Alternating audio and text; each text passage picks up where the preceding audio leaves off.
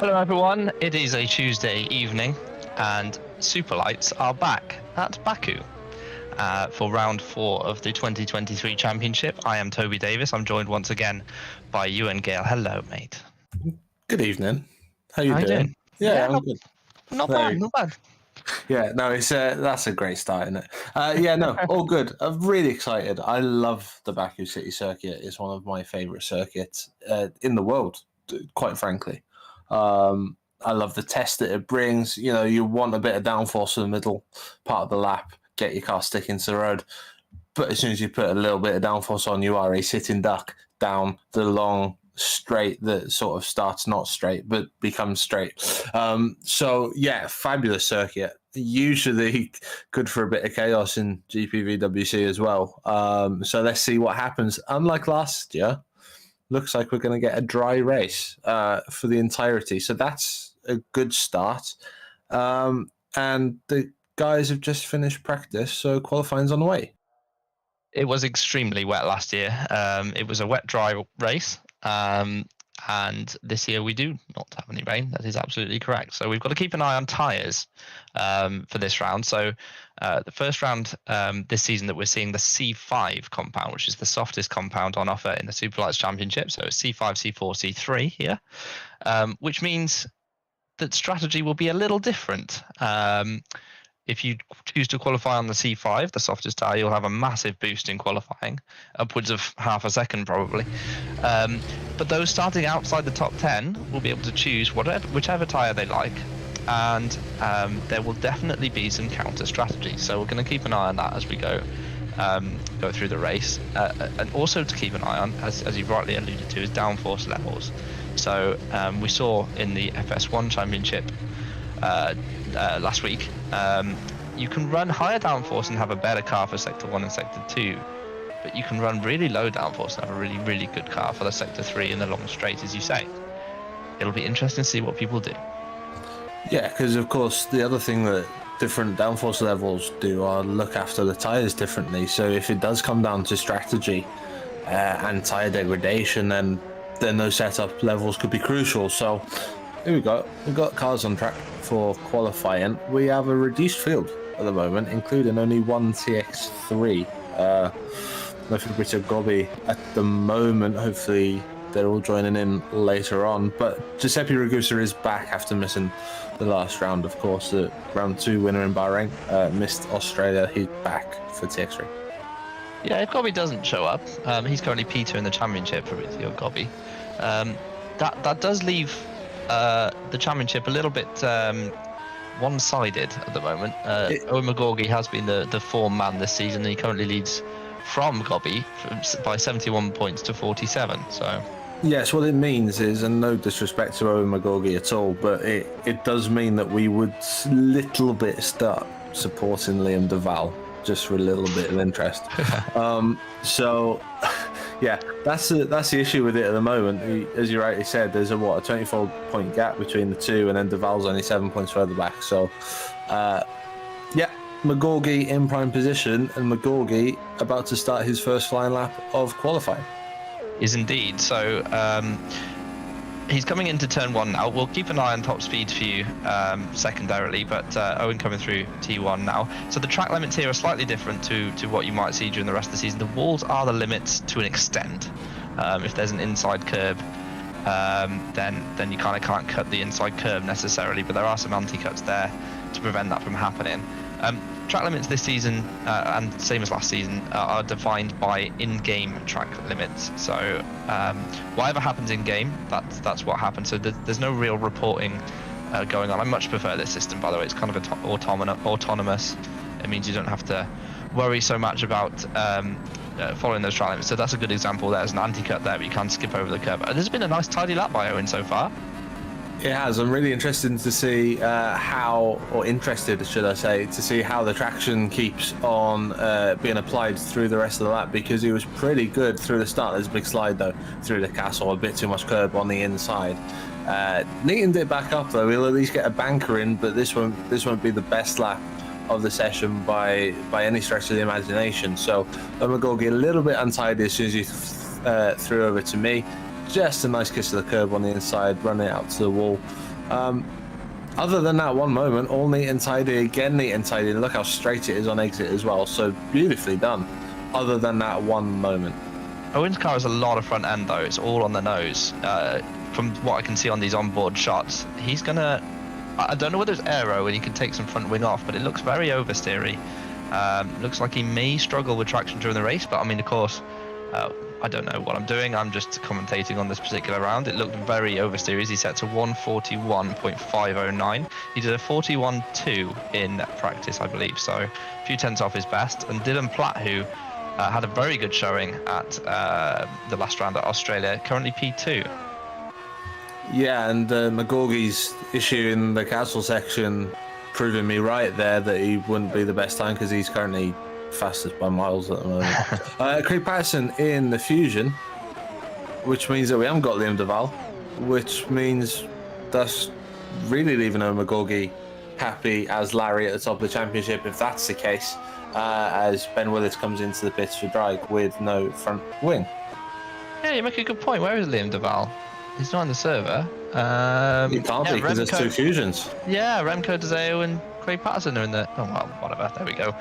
So Ragusa's back, of course, so he will be looking to compete with Owen. In fact, Ragusa just did a purple final sector. 42... My time is saying 42.662.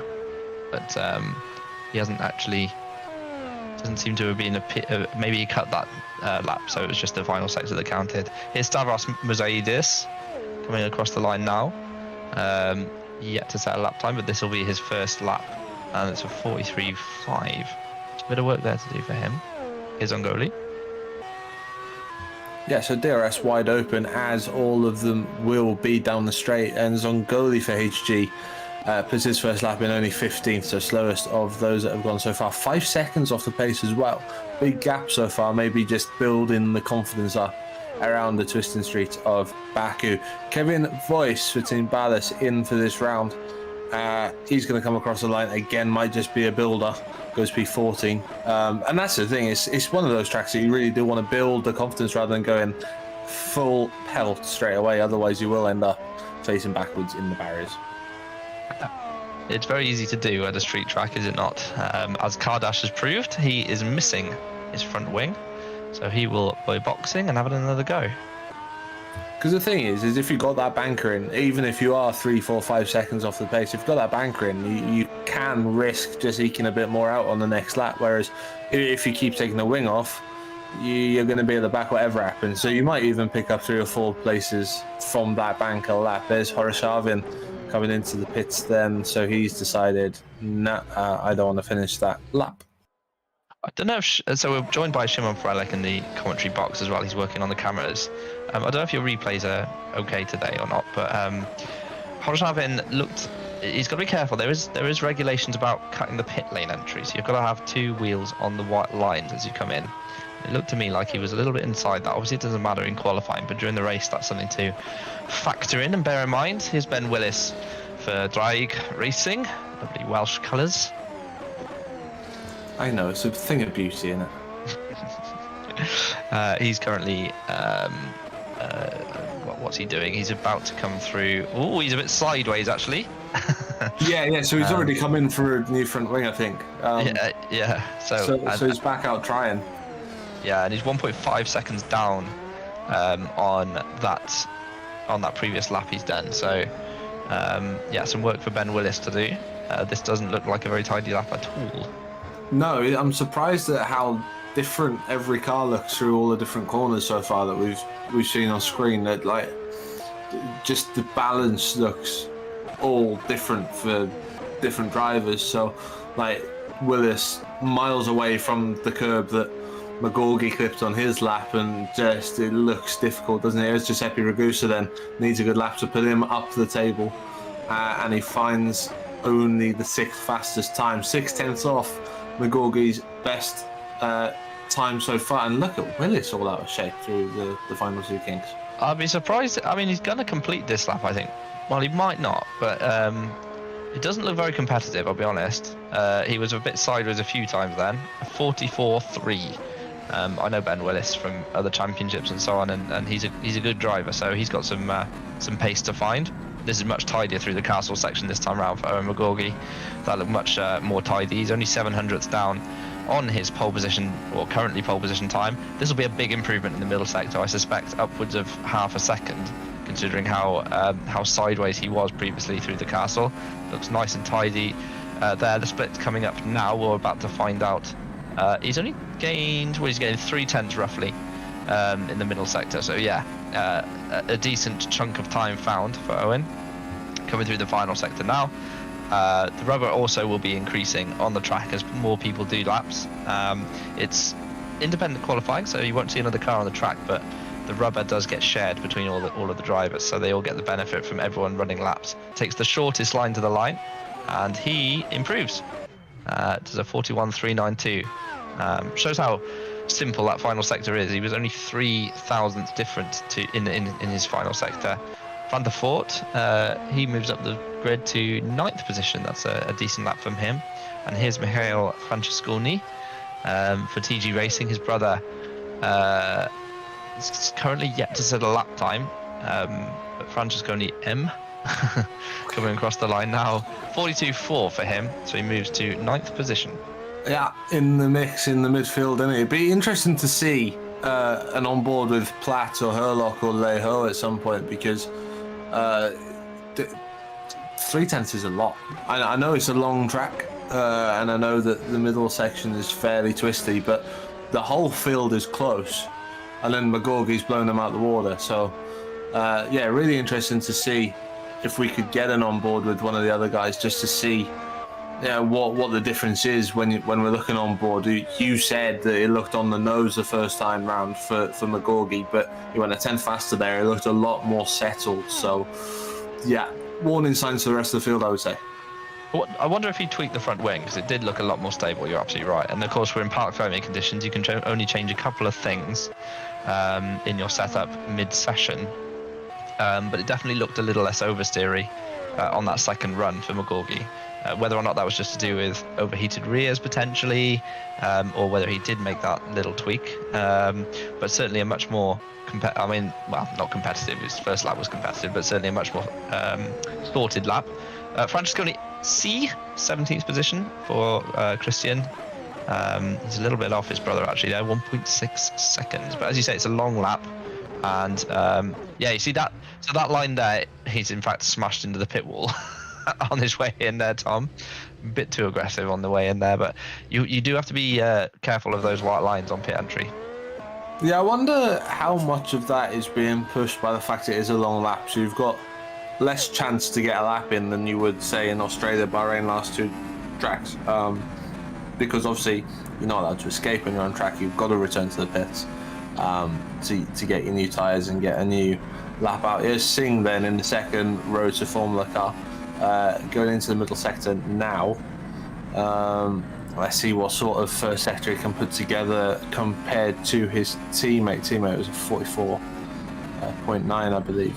Sorry, 44.4. Sandy, a fair bit off, 44.9. So, yeah, still a big gap in it. It is. I don't know, obviously, but you'd assume that the teammates are using similar, if not identical, setups. This thing looks just oversteer. It just looks loose on the rear. Yeah, he's not using two. Yeah, Sandy's not a slow driver, is he? Look at that. I mean, that was obviously under braking a little, but the thing just looks alive at the rear. It's not something I'd want to drive. Put it that way. Even Dylan Platt looked really sore into the wheel through the final corner, whereas by the time he sorted that out, McGorgy would have already been on his way down the straight. So, yeah. Really strange to see the discrepancies between the cars at the moment. It'll all be about who can look after the tyres the best in the actual race conditions. Platt boxing, he's a fair bit down on his previous best, to be fair, and he has one shot left to go out and improve his time. Everyone needs to be sort of leaving the pit lane shortly. Michael Ayres is on his out lap. Here's Ragusa. He's only 2/10 down on his previous best, not using much curb. We saw McGorgy jumping across the inside of that corner there, and Ragusa's tapped the wall through Castle as well. You'll see a lot of that in the race. People will be picking up damage. we saw quite a few mistakes last round, didn't we, at Australia, under traction and using the DRS and so on. I don't think that'll be quite so prevalent here, but we'll see. It's more likely people are going to touch the wall, I think, and pick up some damage. Yeah, it was people picking up the traction over the curbs, wasn't it? So I'd imagine like a bit of a squiggle through T16 there for Ragusa. So I'd imagine it would be through that sort of corner. You're the ones where you're drifting out and still getting the traction down as you hit the curb that they might struggle with. That's what the problem was in Australia anyway, it seemed. And there's no DRS around the corner either, like there was on Australia, so we should avoid all of that. Ragusa over the line, a better lap, goes P5 ahead of Sandeep Singh. Yeah, Singh, as you said, 6/10 off his teammate. Ragusa, the only TX3 driver in the... Oh no, look, Schluter's joined. So Schluter has now joined. So some of these drivers will have been doing the R&D test. They might have been the third driver doing the R&D test. If you don't know, there are development points on offer at GPVWC in the Super League and Superlights Championships. You can use those to upgrade your car and improve your performance. It requires you to enter a separate session to qualifying and develop the car that way. Joseph Hurlock coming into the pit lane. That was a perfect pit entry, well done. And here's Stavros Zaidis. He's crossing the line now, and that does improve his times up to 13th as a result of that. Yeah, one of the only people improving at the moment. Interestingly, though, for TX3, that's bad for their championship hopes in the constructors. Because obviously, Road to Formula will have 2 cars up there, Red Arrow will have 2 cars up there, TR Geeks will have 2 cars up there. You know, bad news for TX3. Schluter down the back. Yeah, I wonder if he's been pulled up last minute. Maybe Gobby's had some internet connections. We do know he does have those sort of issues occasionally. Interested to find that one out. Here's Dylan Platt on a lap. So he's realistically the closest person to McGorgy here. 3/10, as you say, is a lot. I know it's a long lap, but it is a lot. So here's Dylan coming through the end of the first sector, which is a very, very long sector, using all the curb he can. Right up to the wall. This is nice and neat and tidy so far. Coming through sector 1 now. He's down on his previous best. Let's have a little look. Yeah, but not by much though, less than a 10th. Yeah, so he could still improve.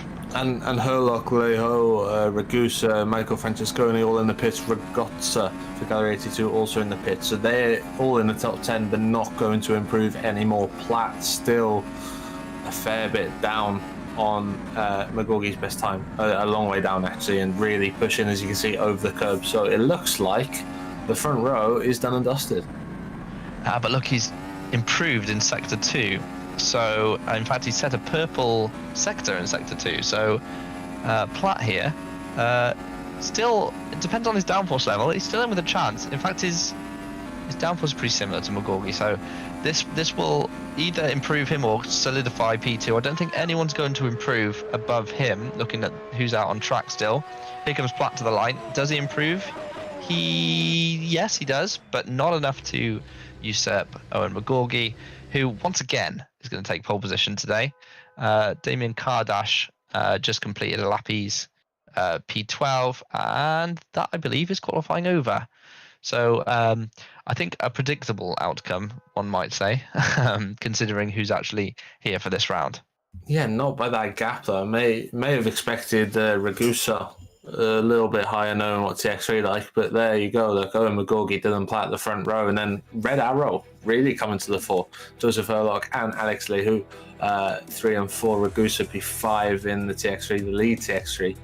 Sandeep Singh in the second R2 F is 6th, and Michael Ayres P7, Michael Francesconi P8, Hago Porm P9, and Alexander Ragozza P10. It's an interesting top 10. Those Red Arrows really coming to the fore.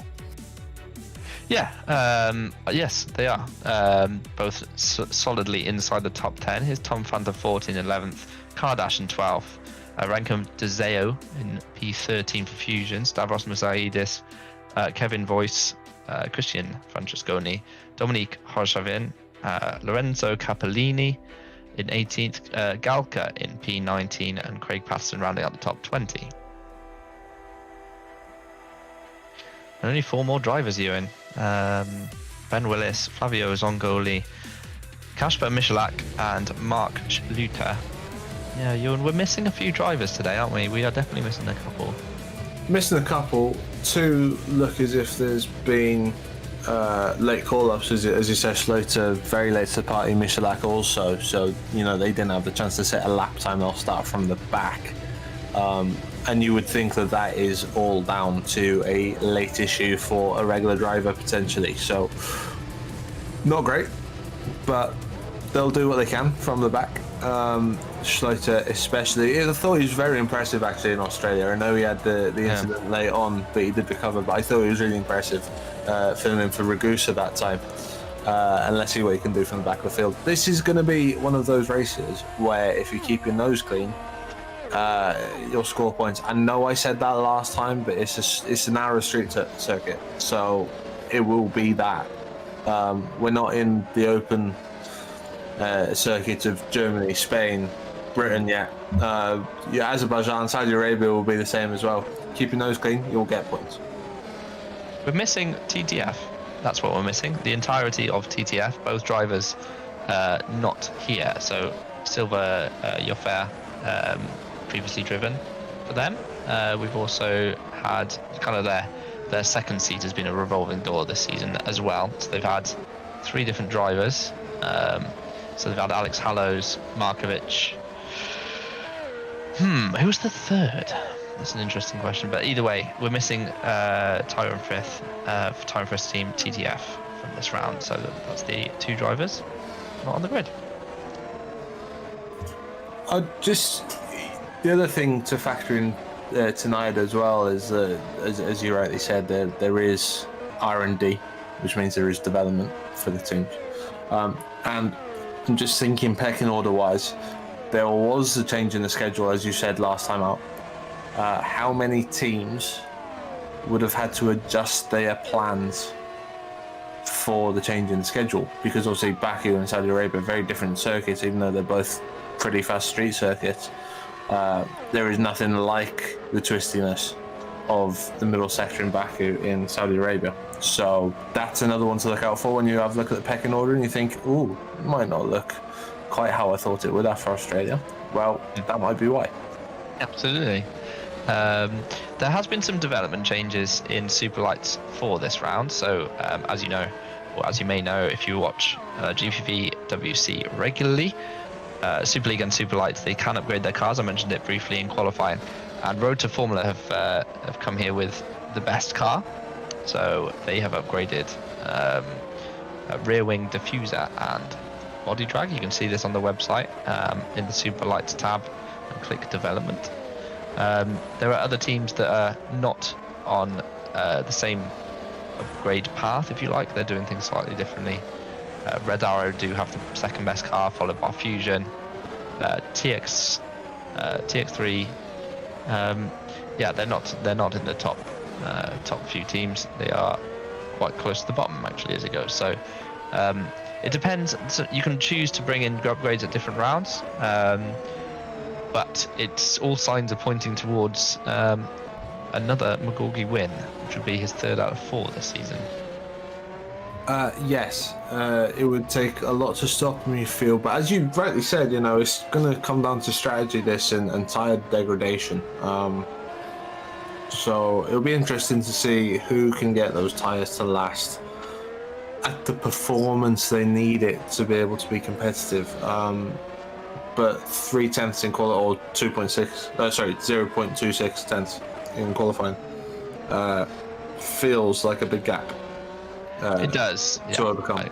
It feels like a really big gap. But weirder things have happened. This is Baku. This is Superlights, and it's usually a lot of fun. Well, I mean, I've had fun commentating this season so far. I have to say, it always provides good racing, Baku, one way or another. And we have seen that the DRS does keep people in touch. You know, Dylan Platt, the entirety of the first stint at Australia, was able to stay with McGorgy, potentially not having quite the pace of Owen, but was able to stay in touch due to DRS. So is it feasible and possible that that these guys could stay there in the mix, you know? I was just looking at the top speeds then after qualifying. Most people have gone for a very similar downforce level. Yeah, there's not many outliers. The only real outlier I can see in the top 10 would be Michael Ayres, who's 4k-ish quicker than most other drivers there. Which sort of makes sense when you have a look at Valley's performance so far this season. You know, they're sort of mid to low top 10, aren't they? So yeah. If they're going to have a chance for maybe a top 5 finish, maybe a podium, give or take, you feel like they need to be aggressive and go forward, and it sort of proved from his qualifying performance as well. Lower top 10, he's going to need to go forward, and it also helps with defense, that higher top speed. Yes. So it kind of makes sense. Everyone else, if they've had to do that because it's sort of, well, you've got to do around Baku to get a quick time, and they're uncomfortable with it, that might be why we've got the big gaps. It might just be that McGorgy, for whatever reason, likes that type of setup, whereas his rivals don't. So interesting to see how that plays out across the race. Again, to bang on about it, tires will be hurt with a lower downforce. They will setup. Which is why I'm looking at Remco Dezeo, actually. His top speed, 8 clicks slower than Owen's, and therefore, by extension, 12 slower than Michael Ayres. So his final sector on his best lap was 0.6 slower, which is obviously a boatload of time. But it may mean he can go longer in the race. Potentially, Dezeo is someone to look out for, particularly because he's starting in P13, which is only just outside to the top 10. He may be able to stretch his tyres a little bit longer, pit one time less than someone else, possibly. We'll keep an eye out on that particular strategy battle, particularly if he can stay inside DRS and use that to keep himself in touch. So, Remco, one to watch, definitely, for me. Yeah, we know the Fusion's quick because Liam Duval has had 2 podiums in 3 races. So, if he can marry that together, find a little bit of form, then he could be an interesting player indeed. 3 minutes left of the warm-up, and then we'll be getting down to racing. And you have to feel that lap 1 could be crucial. If you're Dylan Platt, you're going to be sending one up the inside into turn 1, surely. Well, I think he has to stay in touch and stay in that slipstream over the first lap or so. A crucial element of this particular round, more than any other, is going to be the push to pass that the drivers have available to them. If you're new to this championship, or if you're not, a reminder that they have 80 seconds total across the whole race of push to pass to use at any point they like. It's a power boost, and it gives a fairly substantial boost actually.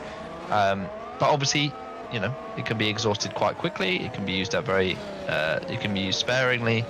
Used to attack or defend, but down that big back straight, you use it for 5 or 6 seconds. It's going to give you a huge momentum down the straight, and if you can get into DRS and use the slipstream as well, we will see people using it to attack and defend. And the key will be when. Do you save it for later in the race? Do you try and use it early and get a break? It's a tricky one, and it's a strategy element that I really like. It's a lot better in its implementation than last season, where we had on average 10 seconds per lap. It meant you use it in the same place every lap. We have a lot less this season, so 80 seconds total. It's not very much at all.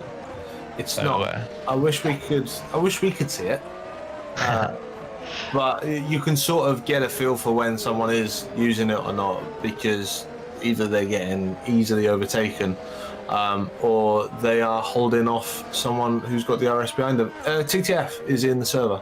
They joined. Okay. Hayek, only one, but it's Yaroslav Hayek in the TTF, who is on the screen right now. So up to 25 ahead of the race. Now, as per usual, we've just come to the end of warm-up. Some drivers do take part in it.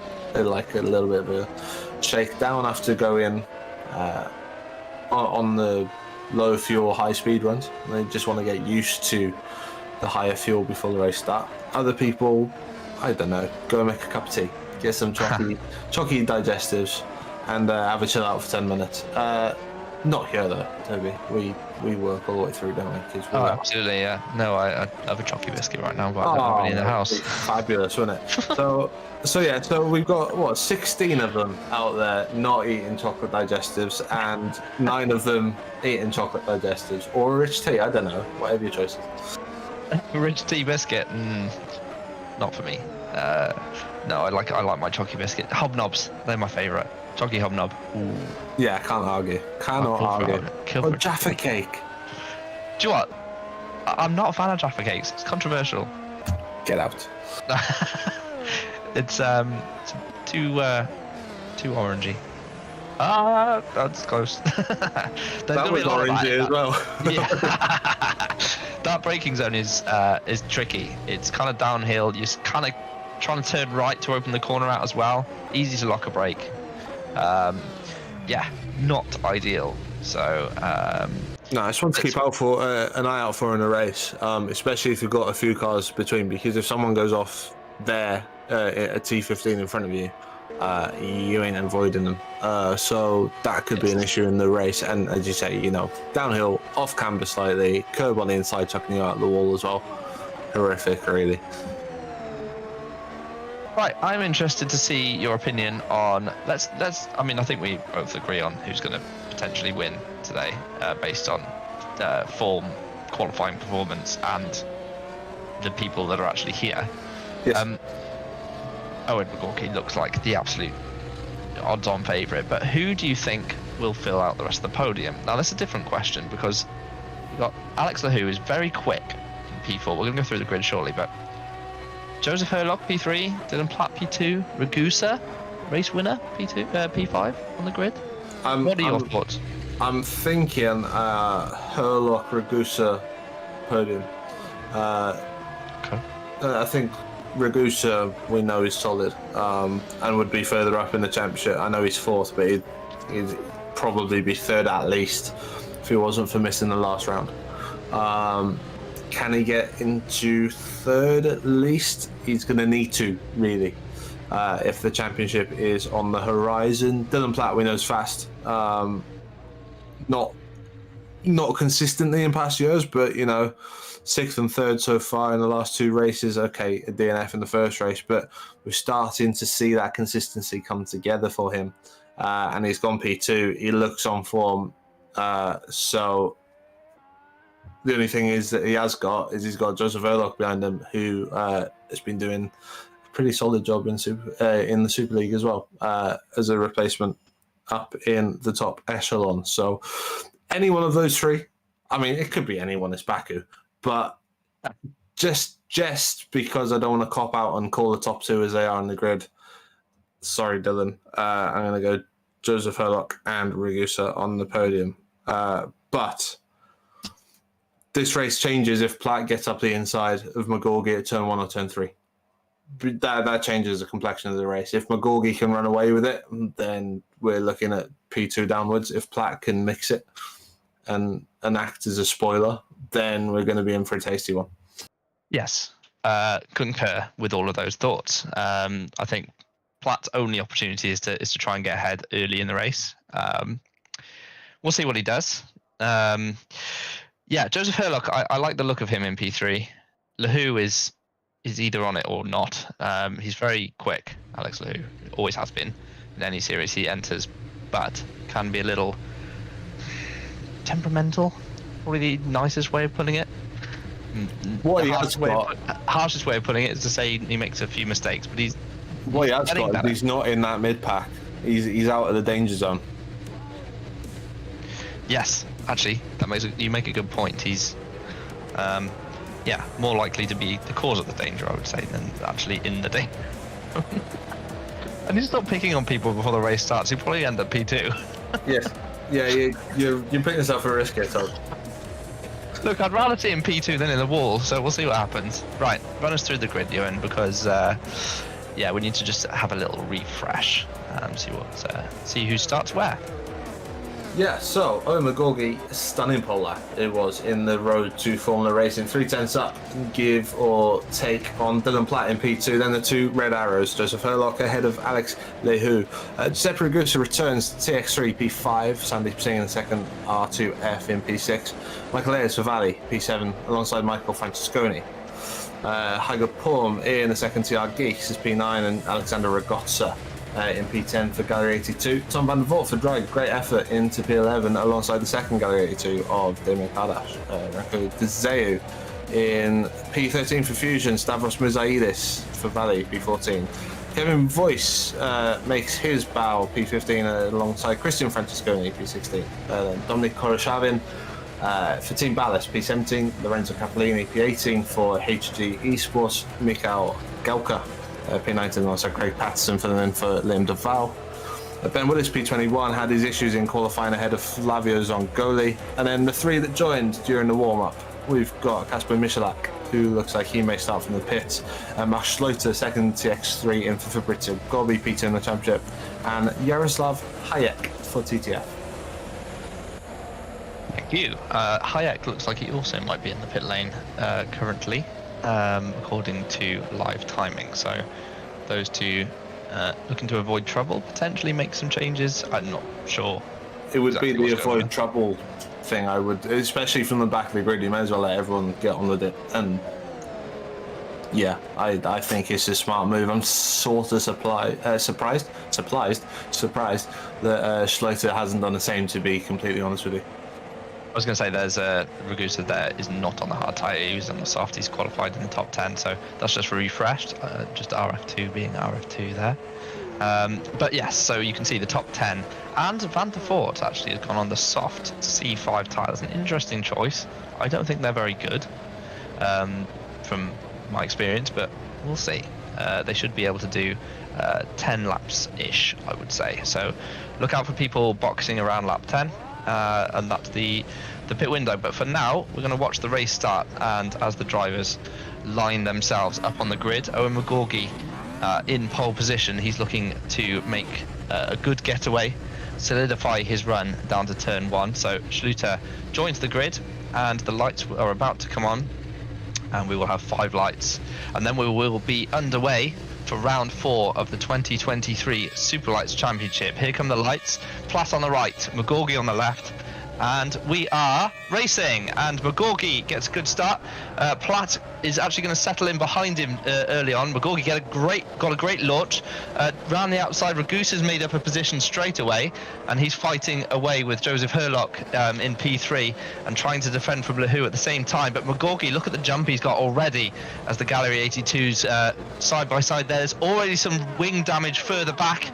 Looks like one of the Fusions is missing its rear wing as we look towards the front of the field again. Sandeep Singh behind Michael Ayres, and side by side goes the second TR Geeks of Poom, and he unfortunately Francesconi has hit the wall, and there's already some cars heading to the pit lane on lap 1.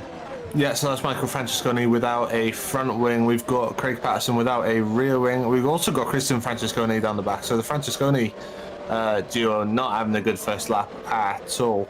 But McGorgy just took off like a rocket, didn't he? And it just looks so easy for him to get the power down at the moment. It's all very tight as the slower cars try and get back to the pitch. But of course, they've got the right to. So that's how it is. There's another car without a front wing behind Francesconi. I think it's Zongoli without a front wing as well. So disastrous start for some of them. But meanwhile, McGorgy 1.5 down the road already. Then it's Dylan Platt, Herlock, Ragusa, you said, got up into P4 past Lehu. Michael Ayres past Sandeep Singh as well for P6. Ragozza P8, Kardash P9, so great start for the Gallery 82 boys. And Hagapur dropped place into P10. He's absolutely rocketed away, McGorgy. He's best part of 2 seconds down the road. Here comes Herlock on Platt. He's had enough of sitting that far back from McGorgy. He wants to get on with things a little bit. And look at the slipstream. Do you see how Platt was able to catch straight back up? And through goes Herlock into P2, and further back Lehu and Ragusa battling away. Lehu for Red Arrow in P4. Yeah, that was a stunning opening lap for McGorgy. Did exactly what he needed to do. Got away from the pack, and yes, looking solid as we see 4 or 5 cars are going to go into the pit lane at the end of lap 1. Not quite good enough from those guys to be losing their front wing already. That's, it's a long race, boys. It's a long race, plenty of time left to recover back into the points. So Kevin Voice, another one into the pits, that's 5. And Voice had a good qualifying, so that's a shame. It was Christian Francesconi then. So they're 3 wide. Oh, there you go. There you go. And to be honest, like, it's sort of... It's lap 1. It happens when you're 3 wide, though. I wouldn't apportion it to any one driver there.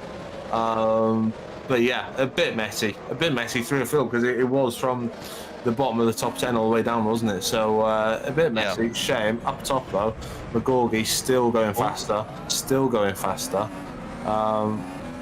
So Parson got rear-ended there, by the looks of things. That looked a bit more concertinery than anything. But again, it's just be a bit more. Oh my goodness. Gotta give racing room. Yeah. There's no racing room being left on the outside there. Poon was fully alongside it, interlocked wheels, and nowhere for him to go. And to be completely honest with you, I mean, someone looked as if they were steaming into turn 1. I'm surprised there wasn't any damage into turn 1 on the first lap as well. So he did well to get to turn 3, to be completely honest. Leho, that red arrow looks flying in a straight line. I know there's slipstream, but Platt's got slipstream from Herlock as well. Remember, Ragozza overtaken by Palm, I believe. So Palm on the fight back for TRGs.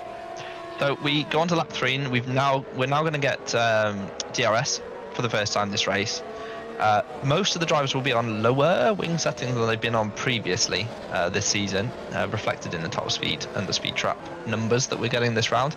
So the DRS will have less power than it has had. Particularly Australia was very powerful at Australia. So keep an eye out on how easy it is for people to overtake under DRS. It won't be as easy. All of the straight is longer, and the DRS zone itself is quite long here. But it is certainly a strategic tool that people will be wanting to use. Lehu still there with Platt. Platt just doesn't seem to have the race pace he had in quali. Look, he's 3.5 off the lead already, and we're only on lap 3, so it's over a second a lap slower than Owen McGorgy, which is not where he wants to be. Herlock has gapped in, I think, enough to get outside DRS already. Yeah, it looks like he's starting to drive in his mirrors already. There's a train forming in there. So that's Lehu, Ragusa, Ayres, Singh will be there, no doubt, as well. There you go in the background. Big train starts to form behind. Bill and Platt struggling at this stage of the race. Only on lap 3, plenty of time to go, but not looking brilliant for the TR Geeks. Interestingly, no, that red arrow looks rapid in a straight line, because he's going to do him before the DRS look. I wonder if that's traction issues, because that's almost too easy. That's too much for slipstream, surely. Well, there could have been a bit of push to pass involved as well, of course. We, as you alluded to earlier, we don't see that, which is mildly frustrating, actually. It would be nice to see who's on the button and who isn't. Here's Mercedes. He's being passed by Galka, and they're going to go 3 wide in T1. Now Galka's got to get that woed up, and has. And that was a good move, actually, from Michel Galka. Very good. Yeah, almost got a bit tight as Capellini. There you go, you can see that coming. I mean, Capellini went to defend from Zaidis into turn 1, but obviously didn't realise Galka was coming. And then Galka really, I mean... He's turned across his nose there. I was just praising him on his move into T1, and then cuts across the nose and ends up putting himself in the wall. Well, he wasn't alongside though either, was he? There's a spin for Voice at that T15 that we talked about in the warm-up. I don't know. I just feel like he's not really alongside. This feels like a bit of a bomb that was never there. Do you think? Okay. Well, yeah. We'll agree to disagree on that. I think it's a racing incident, but I don't know. I feel like both of them could have done a little bit rather than one kind of crossover. What I would say, actually, in defence of Galka there, Capellini wasn't alongside. I thought he was alongside the entire way down that straight, but he actually wasn't. Yeah. He was a little bit back. The other thing, I mean, for both drivers, neither of them can vanish. And there is a corner there, and there are walls on the outside. They've both got to turn at some point, and they've both got to be on the track at some point. So, hey, stuff happens in street racing. But let's focus back at the front. Michael Ayres up into P6, as we said, ahead of Sandeep Singh at the start, and he's on the back of Ragusa. Problem is that Ragusa's got DRS through Dylan Platt, who's got DRS through Lehu, who's got DRS through Herlock. Right, but we were saying in quali how Ez has probably the best top speed in the whole pack. So he's one to watch, and Dezeo is the other one with the slowest top speed. Watch their differing strategies. The gap at the front is 3 seconds after 5. Well, it's just changed actually on the live timing, but it's best part of 3 seconds. Did McGorgy just make a mistake? He's just lost a whole bunch of time there. Okay, now it's back up to 3 seconds. Okay, it's just our factor 2 being there. Let's calm down. Let's just relax. I tell you, who's he's sliding. I look at Michael Ayers through turn 3. Big rallycross style drift in the valley. So, yeah, no, McGorgy, I wonder, you saying about push to pass now, I wonder if McGorgy used a bit of the push to pass on lap 1 just to break that gap straight away. Get out of the slipstream, get out of the DRS before the DRS came in. There's Hayek, spin out the final corner. We said about the traction over the curbs, didn't we? And that's an example of it there. Just spun the wheels up and Hayek goes into the wall. I think in Hayek's defense, I think he was a very last minute call up to this round. So I don't even know if he has a setup on that car. Looking at when he joined the server and so on, it's better to just be on track at this stage than so in his defense, it could be his first laps in that car. What are you showing us here, Szymon? His Mark Schluter. So let's see what happened here. Okay, that's a brave. Yeah, that's okay. Interesting. Can we see that again from on board? No, sorry. It'd be interesting to see, because it also felt as if both were aiming at an apex that were 20 meters before the corner. He's way too far back here, Mark. I don't blame. No, he's way too far back. I don't blame Cappellini one bit. He wouldn't be expecting that move in a month of Sundays. So this is what we were talking about before the race as well. You know, TX3 desperate for the championship, desperate times for them. Without Gorbi's Regatta go straight on into T1. Well kept out of the barrier. You know, he's got to take risks for the point situation. That was a risk too far. Just from that on board then with Regatta there, he's got big flat spots on his front tyres. And he's wobbling about all over the place here. Kardash coming down the inside of his teammate. That was clearly communicated between the two. But yeah, Szymon, if you just jump on board quickly with Regatta, you'll see his front tyres have got big old flat spots on them. And that is probably due to that lock-up in T1 we just watched. And he's going to have to box earlier as a result of that. He'll be feeling the vibration through his wheel. But it will also have damaged his tyres significantly. That C5 is a very soft compound. It will have lost a good chunk of wear in that particular lockup. Michael Ayers still on the back of Regatta, as you were saying. That's a train of cars, just DRS train sitting there. They're going to be like that for a little bit, I would have thought. Yeah, my super light sensors tell me that this race is going to come alive after the first round of pit stops. When we start seeing what strategies people are doing, and you know, whether someone pits a lap earlier than someone else, it'll come alive. Gaps will start to be made. Overtakes will happen. Strategies will play out. Be interesting to see if Regatta does need to pit a little bit earlier as yellows come out in sector 2. If he does need to pit a little bit earlier than everyone else, that gives us an understanding of what the undercut's going to do as Christian Francesconi DNFs. Although, to be honest, with the damage he had off turn 1, off turn 3, did well to get that far. Sometimes it's better. I don't know if I'll just check, but if you put a new engine on that car, which he didn't, they heard. TG. So they had an almost new engine. So yeah, he's just saving his engine for later in the season as a result. It's actually a fair enough tactic. You only have 6 engines to use through the whole season. In Superlights and Super League. I mean, it was a lap down as well, wasn't he? So it made no sense to carry on. We did just see Tom van der Voort go into top 10 past Regatta. So we were just talking about Regatta's tyres, but Tom van der Voort for drag into the top 10, and a lovely move as well, it has to be said. Down into someone. Here's Francesconi. So he's already lost his front wing. So I imagine he's just parked it. Yeah, so that's damage in the castle section. I don't. Okay. Yep. That'll end your race. Yep. There we go. Yeah. Likely had damage from clipping the wall in the castle that then tipped him into that spin as well. So. Yeah. There's a point where it becomes not worth continuing. And I think he was past that point, and that's why he didn't continue. Here's Dylan Platt we're watching. Nobody has an answer for McGorgy out front, who is best part of 5 seconds to the good. So his only issue will be keeping out of the wall for the rest of the race at this stage. That is a big chunk of time after this fewer laps that we've got here, to be fair. So actually at the line it was 3.3, so that's interesting. But nevertheless, McGorgy looking imperious at the moment. Michael Ayres with a very good straight line car. Ragosa had to pit. He had a very second-hand set of fronts on that car at that point. Here's Schluter, who's been in the wars himself, and he's finally, in fact, he's going by, so he's still trying to get by Cappellini, who is not giving him much space, it must be said. What? Yeah, but how late was Cappellini on the brakes? That was pretty special, wasn't it? He's also got Musaidis in the second valley into the pits as well, making the pit stop. So let's have a look what sort of power the undercut has, because that could dictate strategy as well. Beautiful information to the guys up the front of the race. And the red arrows are pretty close to each other here. Will Lehu get past Herlock this lap? Because that's very close. That's almost holding up close. Yeah, he's driving well, Lehu. Kept it clean so far, nice and smooth, following his teammate in the not a Ferrari. And they're doing a great job so far in P2 and P3. And yeah, he's a good driver, Alex. Very quick.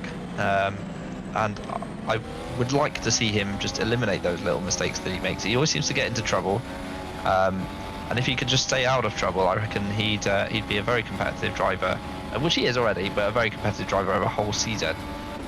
Here we go. So this is just the slipstream that he's getting off his team at DRS now. So he's going to make his way up to P2 as Herlock pits. Well, that works well, doesn't it? So yeah, here we go then. First of the leaders pitting as Ragusa also gets past Dylan Platt in all of that as well. So Ragusa up to P3, Platt down to P4, Ayres still P5, Singh P6, and Herlock will come into the box now, I imagine, for a set of hards. There you go. On the hards go. Out of the box, onto the racetrack. And he'll come out with, I tell you what, with a nice little bit of clean air as well, ahead of Mark Schluter. So the hards, in inverted commas, are actually the C3 compound, which it's still quite a soft compound. It was the medium at Australia, and it was the soft at Bahrain. So it's actually a very competitive compound to be coming back out onto the track on. So those guys on hards, in inverted commas, will be quick straight away. Ayres has just tapped the wall there. You've got to be careful not to pick up too much suspension damage. It will start hurting your tyre wear. I expect that, the pit window is slightly earlier than I thought, clearly. People coming in on lap 8, 9.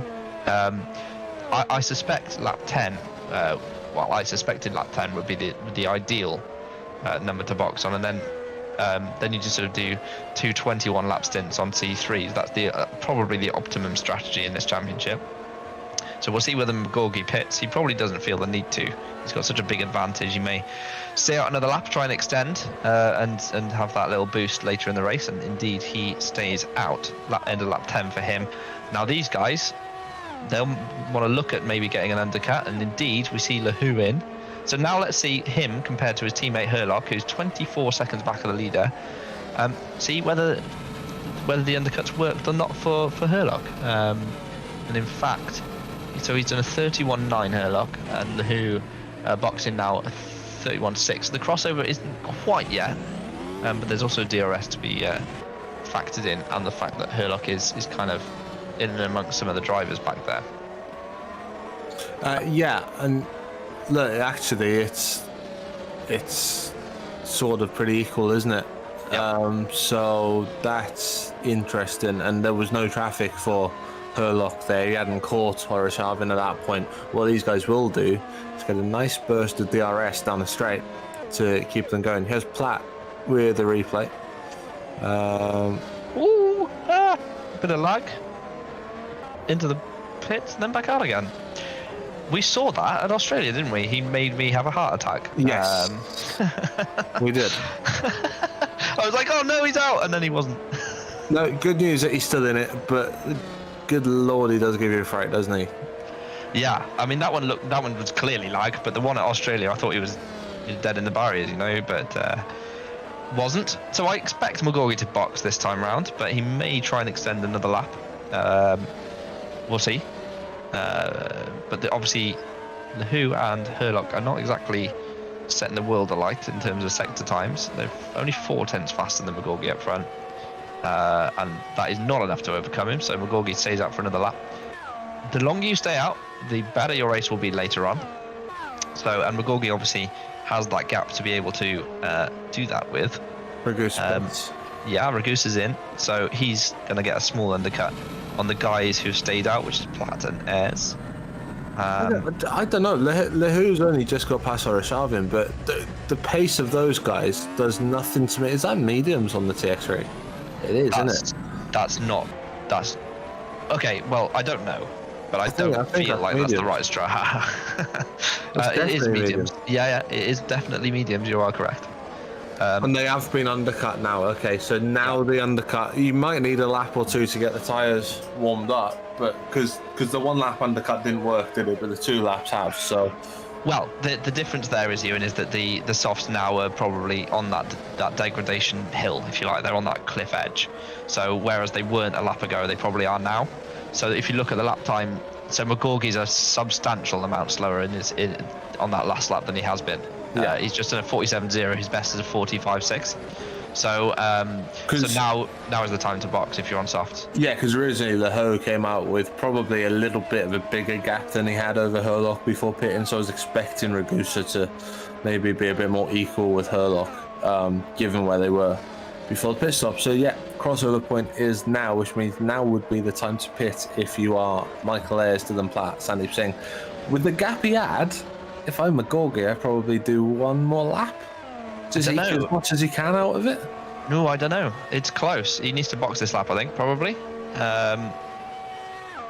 That's okay. Well, what I would say is, though, he's going to have the tyre advantage even if he does stay out another lap. But he's going to be very, very close to the Red Arrows if he boxes next lap, considering their sector times this lap have been 3, so they got 5-6 tenths on him overall. Yeah, that's quite a bit. But they had a 5-6 second gap to burn, so he's got at least 4 laps extra he can go. So there's 2 of them down on the Red Arrows. He can do another 2.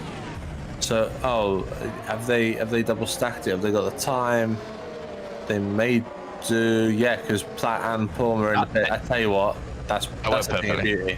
Yeah, that worked perfectly. It wasn't like TX3 at Bahrain, which was an absolute nightmare for Gobby, who could have won that race, frankly, if he hadn't pitted behind his teammate. He watched him go in the pit lane and then box behind him. It was craziness. But here, they lost a lot of time. Platt's lost a lot of time. He's behind Mark Schleiter, who in turn is, 3 seconds behind Ragusa. Now, Platt was in that battle with Lehu and Herlock and Ragusa and Platt. Yeah, so he's either repaired damage, didn't request pit stop in time, or he's had a big cliff edge related incident on his in-lap. I didn't exactly see what happened. Let me have a little look at his sector times. No, I didn't see anything either. No. Sorry, a little voice in my ear. Szymon said I didn't see anything. Interesting. I'll just have a quick look at that. As these guys are battling their way through sector 2, I expect Magorgi to be in this lap. Ayres and Singh should pit. Ayres and Singh should, but I think Ayres is really struggling on his tyres at the moment. He's some way off Herlock's time, for example. 1.8 on the last lap was the difference between Herlock and Ayres.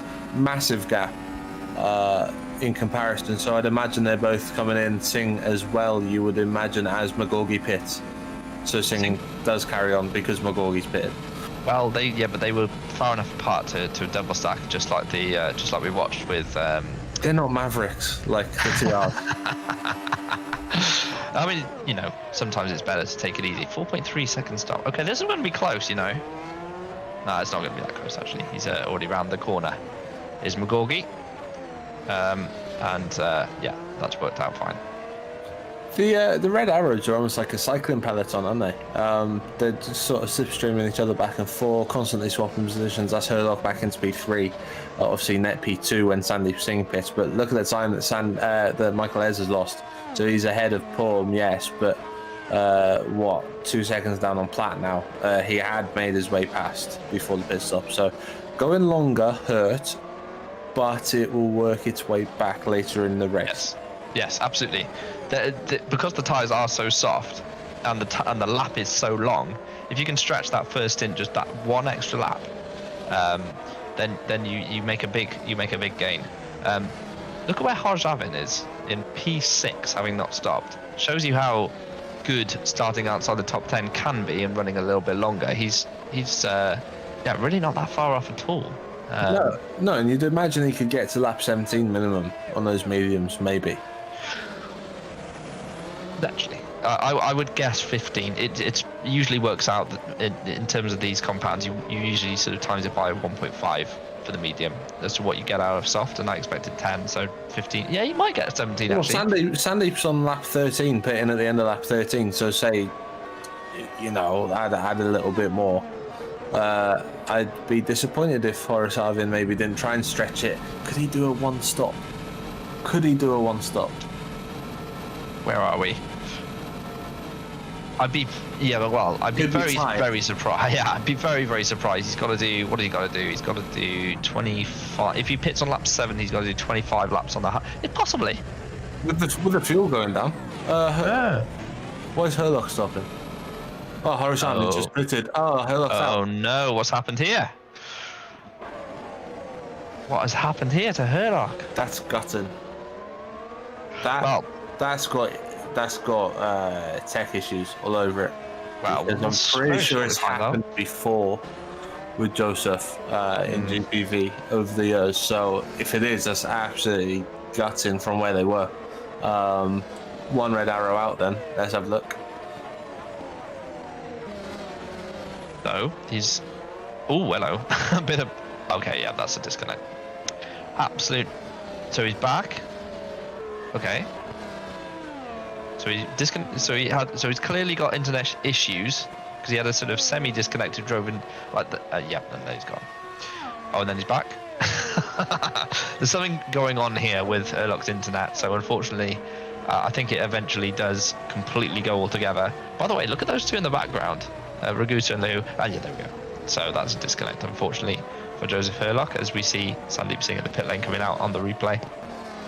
Singh is 12.7 seconds back of Gorgie. In fact, he's more than that. So that's a big chunk of time. He's best part of a second lap slower than his teammate. We've seen that most of the season, actually. Singh was very competitive last season. He's just not quite as competitive this season. Maybe he doesn't like the car as much. No. Still a very good driver, looks after his tyres well, but not quite as quick as he'd like. And McGorgie sets an absolutely blistering 45.3. That's crazy quick. It's almost a joke, isn't it? It's like, that's how dominant it is as Ragusa goes into P2 past Leho as the other TX3 gets overtaken. That's Slota passed by Sandeep Singh for P6 as Renko Dezeu comes up to the back of Ben Willis. So Ben Willis, putting all of his earlier issues behind him, just about to come into the pits, but a solid first stint. Dezeu goes through. Thank you very much. Less work to do into T1. But yeah, big gap, 10 seconds now at the top. Ragusa past Lehu. Lehu must have got back through on Ragusa into T3 on the last lap. Yeah. We saw in that replay that Ragusa had made his way through into turn 1. So a bit of back and forth between those two. Platt now on the back of them, just about, I think they got a car between them. There might be Kevin Voice in the Team Ballas Esports car. I believe a lap down behind Leho there. Then you've got Platt, then you've got Ayres. Yes, so Schluter has made quite significant gains in this race, having started right at the back, or close to the back. Where did he start, actually? Did he start on the back? Started at the back, yeah. I think he was one of the 3 that joined, but he didn't start from the pit, so he would have been at the back, yeah. But obviously on the hard tyres, so we're waiting a pit stop from him. Yeah, so because he joined in, of course, so he joined in warm-up, right? So yeah, so Schluter's doing a good job, actually, to be in P7. If he was a late call-up, then, which kind of looks like if he wasn't in qualifying, unless he had tech issues, this will be a fight, okay, so that lap car getting well out of the way there. Ayres here, look, trying to get by. He's got a good straight line. Platt has just got no pace in the race, has he, in comparison to his quali pace? No. It's just dropping backwards, unfortunately, for Dylan. Hasn't worked. Whatever he's done setup-wise just isn't working in the race whatsoever. Be interesting to see now how this plays out. It looks as if, tell me if I'm wrong, because I'm no expert. It looked as if both into T1 and T3 there, Michael backed out early on the brakes. Where he's just biding his time a little bit, especially with the lap car into turn 1. Here's Kasper Michalak, another of the late entries during warm-up, and the PZZW into the wall, and I believe out of the race. Traction again. We saw this at Australia. People are just struggling with the throttle on these cars this season. I don't think it's necessarily any worse than last season. I just think the setup it's just not working for these guys. I mean, I don't know what I'm saying though, because I said McGorgy's car looked loose, and he's 11 seconds in the lead. So yeah, it looked loose for that one lap in quali, didn't it? And then all of a sudden it looked as if it was like a Scalextric car. Yeah, it was absolutely perfect. I wish I was driving that car right now. It looks brilliant. I mean, even Sandeep Singh can't get it doing what he's doing, and it's just a breeze, isn't it? 16 laps in, pit stops done, and he's 10 seconds ahead of Giuseppe Ragusa, who is a race winner this season, and nicely done as well. Michael Ayres then easily passed. We've been talking about the straight line speed, fairly up into P4, and we know he pitted later than Lehu as well, and Ragusa, so you'd imagine he could draft up to the back of those two who are just down the road, as you can see in the horizon. Luther's come in, and he is changing from mediums, presumably to hards. Lap 17, you said. Lap 17, and I was wrong, and you were right. Well done, Ewan. And he's going to go to the end from there, you'd say, right? Going to give that a go? No, I think I was talking about Horace Shavin, who started on the medium, so I won't take full credit. Okay, fair. Oh, look at this. This is tasty. It's Van der Voort and Rigotta into T3. Van der Voort ran the outside looking for P9. Rigotta pitted early, of course, trying to hold on the outside, and Van der Voort, who I believe is on the mediums, maybe used a bit of the extra purchase. Still, the Rigotta refuses to lie down. Still side by side, Van der Voort ducked out of it. Yeah, really good driving from both. Yeah, that was the correct amount of room to leave people on the outside of that corner, not like lap 1, where we saw Francesconi cutting across the front of, now I want to say Deseo, but I'm not 100% sure on that. Hagapum, thank you, Szymon. What? How can you remember that? So yeah. Many talents, Szymon. He's a cameraman, he's a racer, he's memory bank. Yeah, it's Szymon's intro, by the way, that you see for every round. Top job, excellent work. This kind of unnoticed background stuff, I like to tell everyone about it. So sorry, Szymon. But I think a lot of hard work goes on behind the scenes at GPV that some people don't necessarily appreciate. So it certainly goes appreciated by me. Remco's at Deseo, look, P11. Now he's boxed off his softs that he started on. He did 12 laps in that opening stint, so Remco, with his higher downforce setup compared to most of his competitors, did manage to get 12 laps. Why is he wobbling the wheel? Hello, can you hear us? You might have the broadcast on in the background, I suppose. Hi, Remco. He is following Tom van der Voort, and hopefully we'll be able to make a little move on him soon, we will hope. But from his point of view anyway, and from Fusion's, Michael Francesconi is in the pit lane, and he's going to drop down to P16. I think he had a front wing on the first lap, did he not? Yeah, he did make a trip to the pits because it was Francesconi who hit Plum in that little battle that Szymon reminded us of. So, he's back in the pits. which sort of makes sense actually. That's 17 laps, isn't it, if you think about Yeah. it? So, and Yeah. what's he coming out on? He's coming out on a nice, fresh set of Mediums again. Mediums again. So I wish they wouldn't put the red writing on their wheels. yeah, I don't disagree with you actually. It's already quite hard to tell what the tyres are. We've got smaller sidewalls, mirroring the real life F1 cars this season. We've got 18-inch alloys. Well, there or thereabouts anyway, compared to what we had, 18-inch wheels. So compared to the 12, so you get a smaller sidewall. You can't see as much of that coloured sticker that we have on the GPVWC tyres. So as you rightly point out, it's difficult to necessarily tell. Dezeo is by Van der Voort, look, so that is a change for position. And Van der Voort, so what tyres is he on? So he's on significantly older mediums. Obviously, he started on. Oh no, they're all identical. Okay, they're on an identical strategy. Oh, very strange. Okay. Either way, Van der Voort must have made a small error. Dezeo is through, and the Dutch men are battling away for P10 and 11. And we're going to see a little replay here. So, okay, so here's Van der Voort. Oh, goodness, he got sideways. That would be it. Yep, that would do it. That would enable the swapping of positions, wouldn't it? So, a shame though, because he was flying, wasn't he? We saw that battle with Regatta, but now it's sort of cost him, as Regatta's already lost out as well to Dezeu, who's got through into T3. So, plenty of ground made up for the Fusion driver. Let's have a look at a replay. Should be pretty textbook. Yeah, pulls to the inside, fresh tyres, down the inside. In fact, it's done before the braking zone, neatly through the corner. Happy days. Thank you very much. And I am through. Goodbye. Okay, so some things to talk about here. Magorgi and Ragusa are on mediums. They went soft to medium. In P3, Alex Lahou is on hards and currently matching, if not beating their lap times now. Now, I know the gap is quite big between Lahou and Magorgi, but it's not between Lahou and Ragusa. They're very close together. In fact, you can see them up the road. Look. Singh going up the inside of Dylan Platt for P5. Gets it too deep though. And Platt says, thank you very much, I'll take my top 5 back. And I will see you down the road in a lap's time.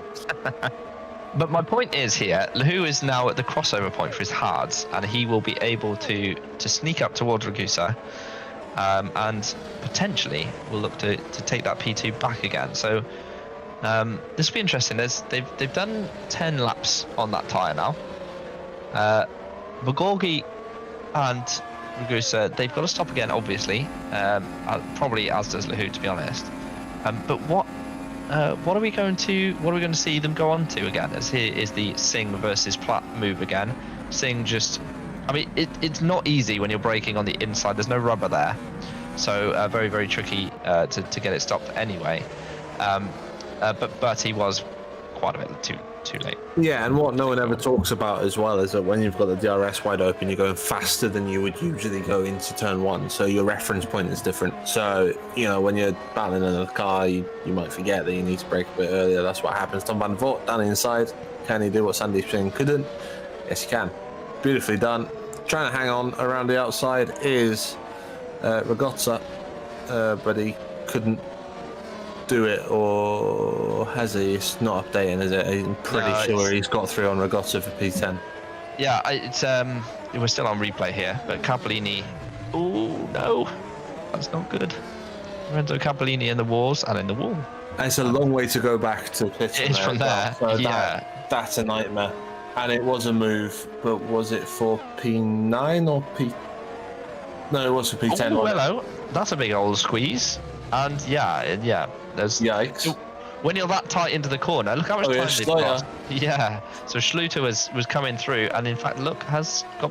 Oh no, he had. Sorry, we're looking at the other TS3. So yeah, his Ayres just caught up to these two already. Look, and he's going around the outside of Lahou, can get it done. But there's pace in that valley. There is his Singh getting by Platt. So next lap he does the job. Very good. That was a much better move from Sandeep Singh, and he'll be happy with that. So here's the battle, as you rightly point out. Schluter is right there and looking to get through. Van der Voort and Ragazza in front of him. And oh my goodness. I feel like these guys are battling a little bit too hard at this stage of the race. There's a lot of very defensive driving going on. They're just costing themselves time at the moment. All sorts of different strategies are going on as well, different tyre lives. That, you know, if you're slower, you're arriving on the scene with fresher tyres, you're thinking, I need to get past. We know that Ragazza was in early with his tyre issues earlier on. I tell you what, Ayres is flying. We said that this race would heat up, and it really has. We've got battles all over the track at the moment. And Ayres with a big slide, trying to get the power down. Take Owen McGorgy out of it, you got a cracker. You can't take Owen McGorgy out of it. 12 seconds to the good. Driving away serenely from everyone else. Here's Ayres, look, he's got a really good run this time. Although both have DRS, and actually Ragussa's giving Lahu the slipstream there. Ayres has got through. So those mediums are actually working pretty well. Moly, did you see the slide under braking? Yeah. But he woed it up and managed to take the position. But the mediums are holding on well, Ewan. And Lahu on the hards and Kardash. The car the outliers, actually, it's interesting that I love the tyres this season. There's so much variance in strategy options. The medium's working so much better than I thought they would. As here comes Schluter this time. Oh no! I thought that was going to be monumental, but they managed to only just tap. Yeah, they only just managed to tap. I thought they were both going to get tangled and shoot each other into the wall, but hey, if those two have any sense, they're off to get a lottery ticket after this, because that is a ridiculous amount of luck that they're both out of the wall. And Schluter actually has managed to get ahead of Ragazza through all of that. Here's a replay. This will be fun. This will be fun's one word for it. I'm going to pick scary. Yeah, he's locked the rears. My goodness. What a look at the reaction time on Ragazza there. That's brilliant. Yeah, I was going to say, I know he's had a bit of a tap with Schluter, but actually it's fabulous driving to pick that up, isn't it? Yeah, that's good car control there. And to be honest, didn't cost them anything really. Just a bit of tyre wear for Ragazza really.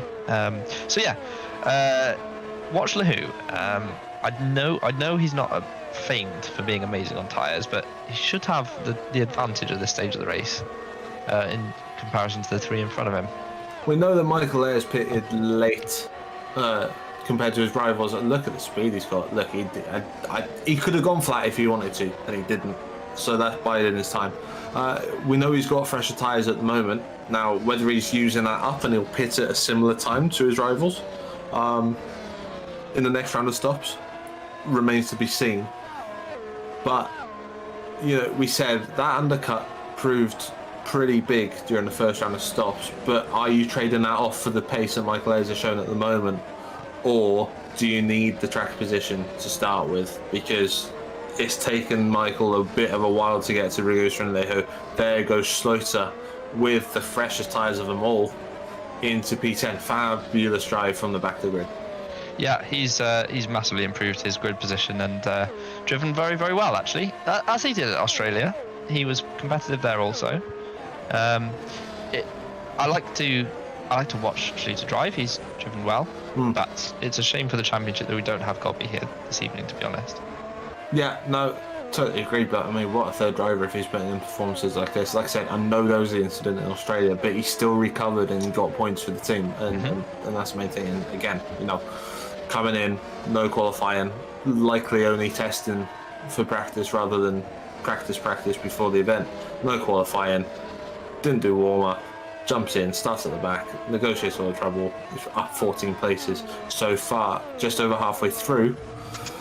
And is that Francesconi without a front? No, he's all good. I saw yellows and thought it might be Francesconi, but it's Musaidis, I think, was in that T3 runoff as we went past there. So Francesconi up into P15. Here comes Ayres. Look, he's got a much better racing car than race car than he had a qualifying car. He has moved his way up 4 positions so far. So he's looking at P2 in front of him, and they're both on the medium tyre, both on the same strat as well. So this is genuinely on track for that position.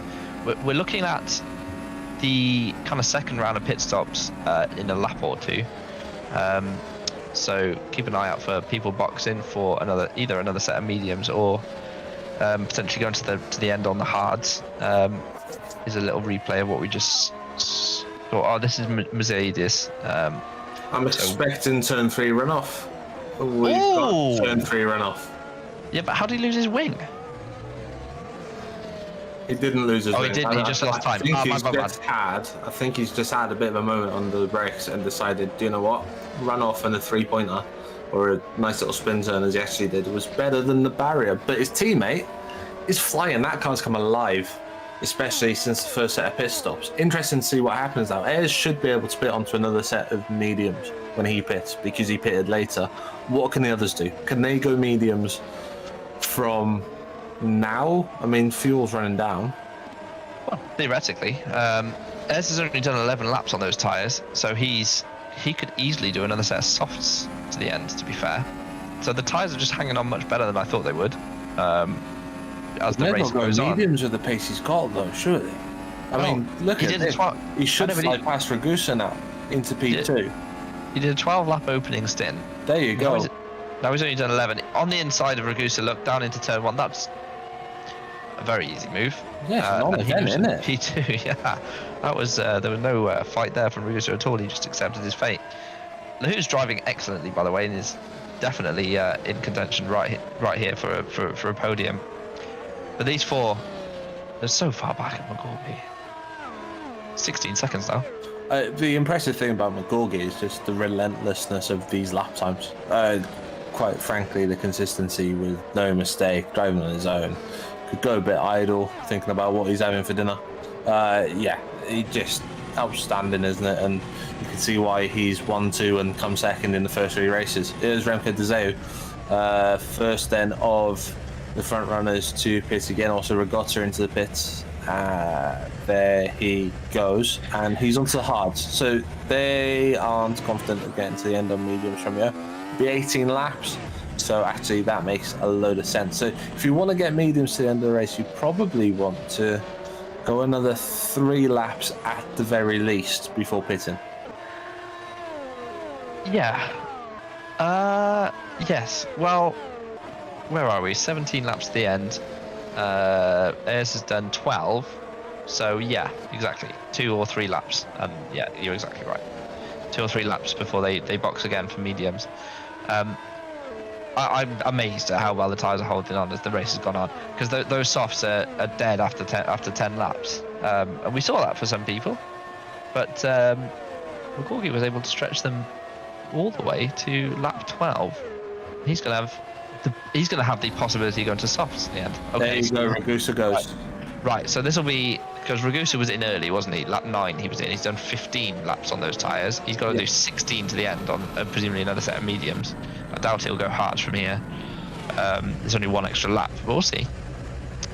As his pit crew, you just got to pretend they're there. He lifts the car up and he sticks another set of mediums on. Yeah, so he's going to the end on mediums. Now, but look at the pace that Michael Ayres had during that stint. If he can do a similar lap delta between the pit stops, then you've got to think that Valley's favourite for P2. Now, though, he hasn't got the slipstream. Now he hasn't got the DRS. The vulnerabilities of that car through the corners starting to show Lehu all over the back of him. It's a very interesting race, this, in terms of the P2 battle, at least. I mean, what tyre do they stick on? Can they put on softs? Go to the end in a couple of laps' time? Yes. Yeah, but is there any point in hanging on for softs when you know that you've got a delta on the mediums over a Ragusa around you? You know, if that's the tyre life, and you know you've got the pace on the mediums as Michael Ayres has, as Sandeep Singh has, then do you not just play with what's working well for you? I mean, Lahu on the hards might be able to stretch to a soft, but again, that car's working really well. Why take the risk? Why wouldn't you put a medium on? Yeah, your point is completely valid. I think Lahu has got a gamble on mediums, looking at how Ayres has driven and overtaken him on that tyre. Food for thought for the next few laps. Certainly some options. Okay, so Lahu's going to come in now. So is he going hards or mediums from here? We've just seen Ragusa pit for. Sorry, no. Who do we? Sorry, I've lost the plot. Who did we just see pit? Yeah, Ragusa pitted for medium. Yeah. So presumably. That's also pitting. Presumably medium. Should be medium from yeah. Yeah, but who's gone hards again? No. Collision.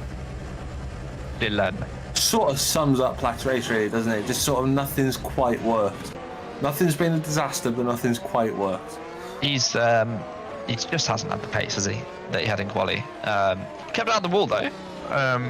So from that point of view, he's going to score decent points. But look at these two again. They had rope attached to them in Australia, and all of a sudden, 27 laps in, wildly different strategies, and these two are on the same bit of tarmac again. I mean, come on. What is going on?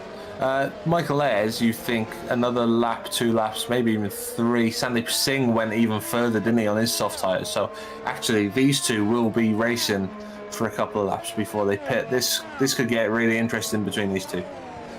But Ayres the only one I think who could go soft to the end if he wanted to. I expect him to pit like maybe next lap and go mediums again and just push really hard on them, which is obviously something you can do. You can push hard on them and just use the tyre life up. Yeah. As an option, you know. I think it makes sense because he got to P2 doing it. Now, why not do it again? He's got the same amount of laps to do that in. But how long can they afford to stay out and lose time to the undercut is the question. Let's have a look at Sandeep Singh going down the inside and into P2. Might actually work for these two if they can keep swapping about, not losing too much time playing with that. Back marker coming out of the pits. Oh, another big side. A lot of that happening for Ayres in the valley. A lot of twitching as Sandeep Singh goes a little bit deep and keeps it out of the wall. But now, if these two play it smart, they can slipstream each other along, like I said, like a cycling peloton. Yes. And just limit the damage to the guys on the undercut. So Ayres sensibly not making a move there. He wants to maximise his kind of overall race time by just staying in the slipstream.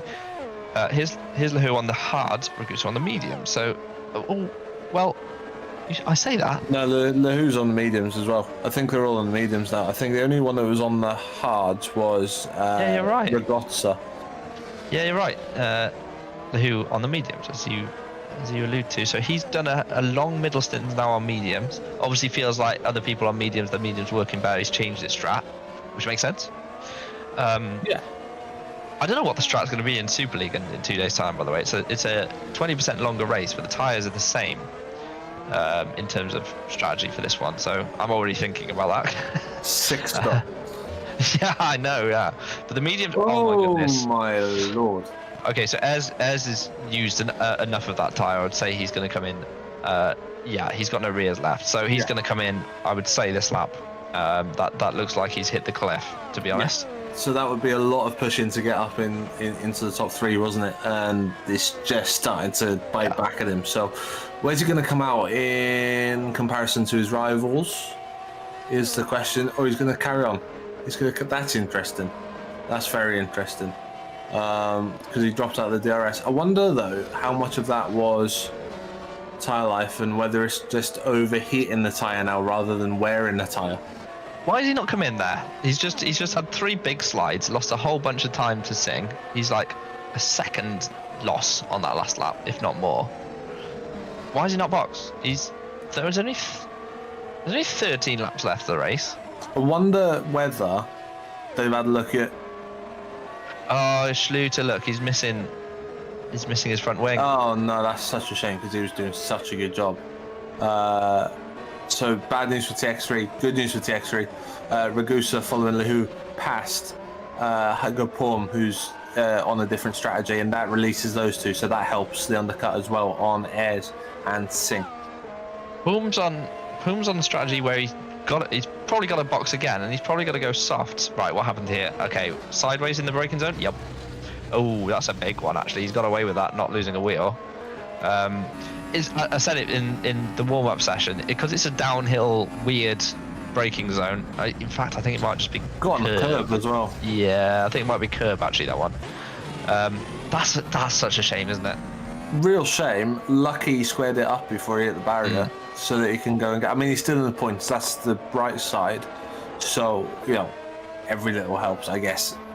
When they didn't have a driver for most of qualifying, a point is still better than what they had. So why is Air still out, man? He's just look at the time loss to Sandeep on this lap alone.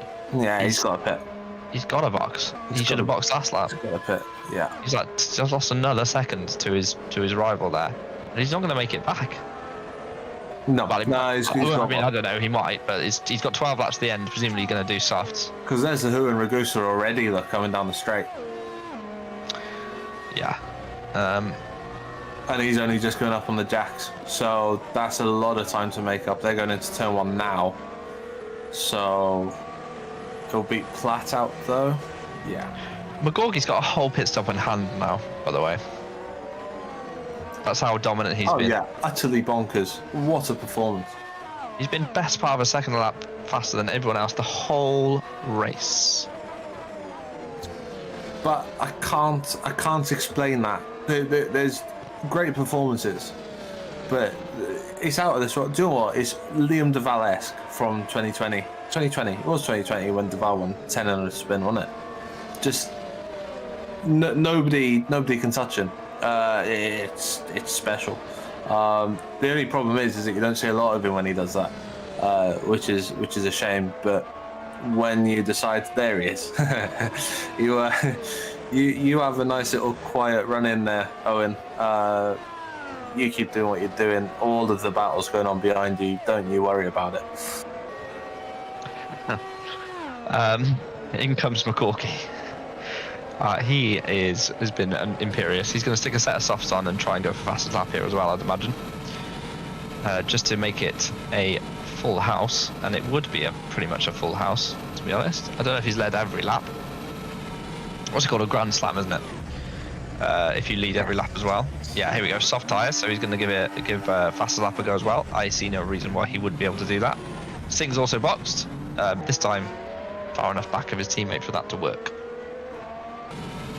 I'm a little bit surprised by the move to softs. I know there's only 12 laps left. I know that the fuel's going down. I just feel like I would have done what Sandeep Singh's done just there and just, take all the risk out of it. Take all the risk out of it. Do you really think that? I would stick softs on at this point. Oh no, I'm taking all the risk out of it. I know my mediums are getting me there to the end. I can lean on him. He's so fast. He could probably do the fastest lap on the yards. So RaceView is saying Singh is indeed on softs. I don't know if that's about to update or not. Michael Ayre's definitely on the medium. So let's see. It's now going to be an interesting one for P4. They're long. Look how far back of Ragusa and who they are, though. Yeah. So that was a 4-car train, and there's now 5 or 6 seconds between them. So we'll see whether they got the strat right or not. But that's big old gap to make up there. But you can do it. The tyres do degrade relatively fast on the softer compound, though we've watched them do many more laps than I thought they'd do. So yeah, what do I know? Yeah, the undercuts proved powerful, hasn't it? So that's caught the guys who went long initially out. But we have seen Singh and Ayres, both of them, fly up to the back of the two in front of them after the first stint towards the second pit stop. So who's to say they can't do it again? Here's Ragusa. Feels like Ragusa's been staring at the back of Lehu the whole time. And you said it earlier, Lehu's been really impressive today, as I believe that's Schloter with the fastest lap of the race, a 144.814 for TX3, obviously pitted after damaging his front wing at T15. He's now up the back of Mikhail Gauka, and that should be P12. Pretty... No. You can't do that. That's nowhere near it. So Schluter, we were praising him earlier, driven a great race. Got damage as well. Why did he do that? What is crap? Look how bad that's crabbing. Why did he do that? There was loads of room he could have left. Yeah. No, I agree with you. I totally agree with you. Plenty of room. Watch this from Gal. I hope we're on board with Galka here, because this is craziness. Look at this. He's given him absolutely no chance there. Galka's kept to the right as far as he possibly can. I'd be surprised. I'd be surprised if there's any understeer with the new front wing and new tyres as well. So Yeah, he's just not through a flat-out kink like that. That's poor from Shooter. And he was working his way towards recovering again. So not great. Not great. Can I just say, Magorgi is absolutely flying on this lap. He's using all of the rest of his push to pass up. He's going to absolutely destroy the fastest lap of the race so far. This is going to be an unbelievable lap time, by the way. Oh, yeah, it's a qualifying lap. Yeah, the fastest lap of the race so far is a 45.0. So what is, 44.8 and a 42.5, 2.3 seconds faster than anything else we've seen.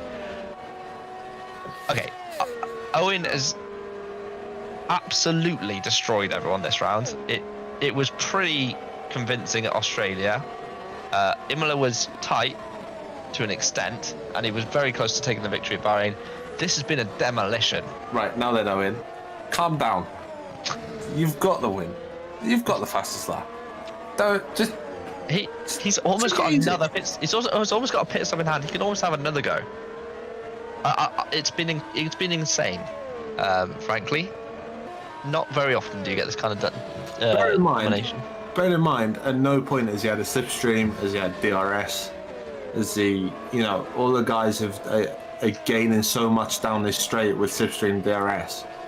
He's had none of that, and he's still absolutely pumping lap times in to make the others look distinctly average, and they're not average. It's like I said earlier, it's almost a joke.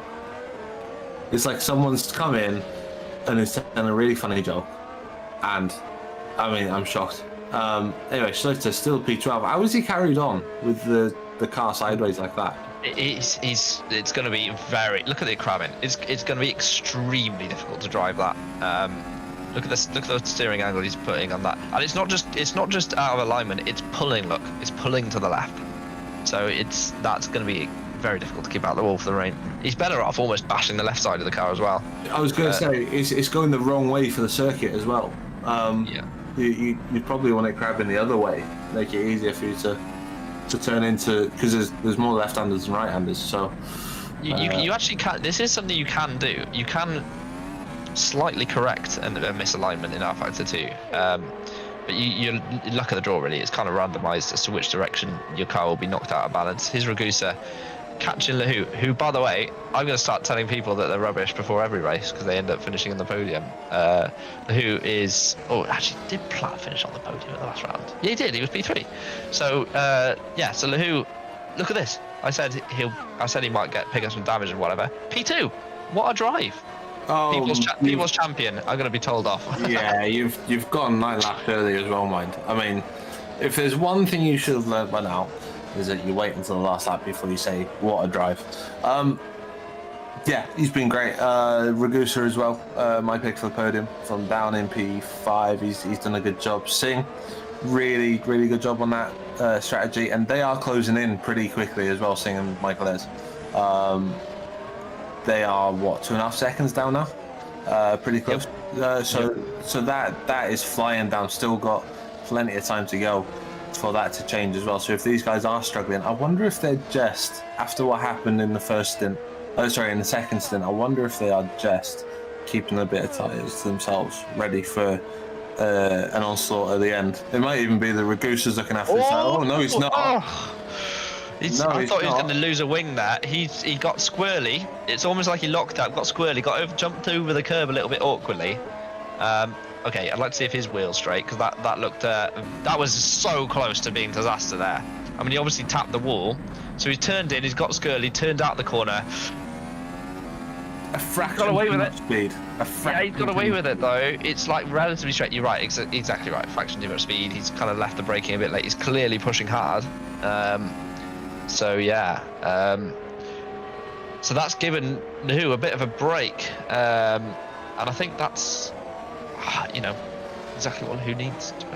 Yeah, and if I'm Sandeep Singh as well, I'm seeing a car struggling in front of me, thinking, right, thank you very much, I will take that. So yeah, incentive for Sandeep Singh, who's actually starting to drop Michael Ayres a little bit as well. So Michael's not going with him quite as much as we thought. I don't know if there's a bit of traffic that he had to overcome there, because there is a car there that isn't Dylan Platt. But yeah, Sandeep Singh looking like the on-form driver at the moment, and looks as if he's really fancying a Road to Formula double podium. He's P4 now, 1.4 seconds back of Ragusa. On soft tyres, it's looking likely, isn't it? Yeah, he's looking really good. That car we know is good. And Sandeep doing a classic Sandeep, really. Sorting the tyres out, doing a bit of a different strategy. He went uber long, didn't he, on the first stint? So yeah, looking after tyres, different strategy, and being in the mix at the end of the race. It's just a typical Sandeep Singh thing to do. Well, he's in a mix. He's 24 seconds back of his teammate, but he's certainly there or thereabouts with the other guys around him. I'll be honest, it looks like McGorgy's driving a different car this race. Such has been his domination. Yeah.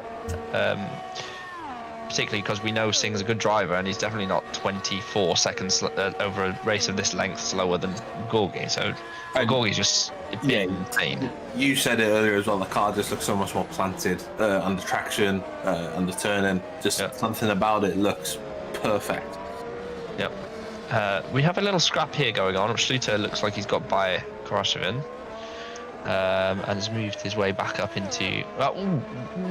Actually no, opposite way around, right? Karashavin's caught him. I think Karashavin's caught him because he's fighting the damage from earlier. He must be struggling to slow a car down. Very self-inflicted, isn't it, Schluter? And yeah, Galka's now outside the points, so not ideal. No, you can see it crabbing. It's horrible. And to be fair, I don't fancy driving it through that set of kinks onto the straight either, because, I mean, the car will be unsettled. Here comes Horashavin then. Really, really good performance actually from Horashavin. 18th, 17th, 16th in the first 3 races, so he's improving. And this has been solid. He's kept it out. It's been out of the wall. And another thing, we watched him get lapped at Bahrain. He's not. This is a very good performance. And you take McGorgy out the equation, he's not super far back. Oh, pace has been good as well. I mean, his best lap time is on a par with Rigotta in the top 10. And, we've seen Rigotta's up top 10 as Plum gets it wrong at T7. But no damage. So, no damage. Yeah. But a bit clumsy. Not one he'd want to show his mate. Oh, here comes Singh. Right, this will be fun. So Singh looking to, and in fact that was super easy in the end. And Ragusa had no defence whatsoever there. No. So Singh gets P3. Who's not going to have any defence if he carries on form like that? This has got. We said it was a 6. Yeah, sorry. We said it was a 6-second gap, and he's eaten into it loads. Ayres has not. Well, Ayres has not relative to Sandeep Singh, but he's still only 2 seconds down, or 2.5 seconds down last time I looked. So true. He's eating in. It's just Sandeep Singh makes it look like he hasn't. Isn't it? Singh's on soft, so he's on the C5. Ayres on the C4. Okay, so the question is, does Singh's tyres? By the way, McGorgy can stop again now officially. He's officially got a pit stop in hand. So the question is, can Singh make those tyres last all the way to the end, or will Hu and Ragusa's tyre, being the harder version, the medium versus the soft, will their tyres come back in again? Much like we saw at Imola in Super League between Stevens and Danahan, where the harder tyre actually ended up repassing the softer. I was just about to say, even if he's got the tyres to get to the end, Sandeep Singh, has he got enough performance left in the tyre to break the DRS? Will be the key question, because you fancy from the speed that's been shown by the red arrow in a straight line overtaking people. Ragusa, TX3 has been good in straight line all season. Here comes Sandeep Singh. This looks pretty simple, doesn't it? Yeah. Not even a DRS. If Who's brain's switched on, which is possible, he's going to now sit behind him, wait for his tyres to degrade over the next 3 laps, then have another go back again at the end of the final lap. Yeah. It's not like Singh is definitely going to have the wear over. I mean, he's already on lap 7 on those tyres. We said at the start of the race, 8, 9, 10 could be as far as they go. If Lahu's looked after those tyres as well as he potentially could have done, then he might be able to fight back again. He's on lap 11, whereas Singh's on lap 7. There's going to be a crossover point in the next lap, voice. It's traction again, isn't it? Oh dear. No. That was unnecessary. So the initial one, okay, fair enough. Yeah. Lose the traction, but why has he gone barreling into the castle? Too much throttle, but then he's gone barreling in here. Yes. No. That's what's known as frustration, and it is a shame because his qualifying is very good. Considering he was jumping in, he was in the top 15, wasn't he? So, shame for Kevin Boyce. Not the way he would have liked to have ended. Critical middle sector for Sandeep Singh on those soft tyres. Has he been able to break the DRS? If he has, P2 should be his. We'll see. There's still 4 laps left of this race, and who is? He's going to be very close on DRS actually. Going to be just outside, isn't he? Okay. It's not like Singh has set the world alight in the middle sector after overtaking him. To be honest, he's only 2/10 faster than Lahu.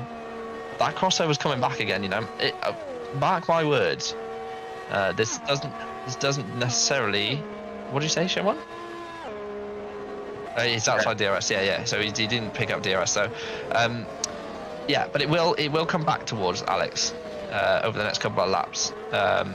Ayres is a second faster as well, so Ayres is still in this. If he wanted a podium for Valley, especially if Lahu and Ragusa decide that they want to battle of themselves. Okay. Pop quiz. Who's going to finish where out of these top 5? Obviously, we've got Morgorgi's definitely going to be P1. Aside from disconnection or hitting the wall, smashing his car to pieces, which, you know, the first one is not very likely, and the second one I don't see happening at all. Who's finishing who else is on the podium here, Ewan? Morgorgi, Singh, Lahu, Ayres, Ragusa. Okay. Just by the speed that Ayres has got at the moment. Here's Michael Francesconi, the only Francesconi left in the race, and he's making a move past Sluter. Yeah. So Sluter falling back with the damage he picked up earlier on with the contact with Belka. Teammate Giuseppe Ragusa still on the back of Alex Lee, who looks as if he may pick up DRS from the HG. That I believe is Capolini. Yeah, the only HG left in the race is Capolini. The back marker should be giving Lahu a bit of DRS. Hurts Ragusa, hurts Michael Ayres as well. Okay. So Ayres, 0.9 seconds back now. He's going to pick up DRS. If not here, then in the first sector, as we see a lapped car. I don't like it. Capolini is Capolini. Out of the way. Who's out of the way. He's last. Just get out of the way, please. It's so frustrating. I find this so frustrating. Oh my good God. I find it so frustrating, man. It's so easy to be a backmarker. You just stay out of the way. If you're last, he's 3 seconds off Hayek, who, by the way, is still in this race, having been a last minute call-up. They're not even fighting over points. Just get out of the way. Yeah. That could have been the end of Ayres' race. It was very tight. Did something happen here to Francesconi going to drop it out of... Having just overtaken Schluter? Yeah. Kept out the wall. Good job. How many times have we seen people making that mistake this race? Well, it's the throttle, isn't it? It's strange. That was late. That wasn't like that was a way into power, almost as if it was going up the gears. It felt a long way out of the corner for that mistake to be made.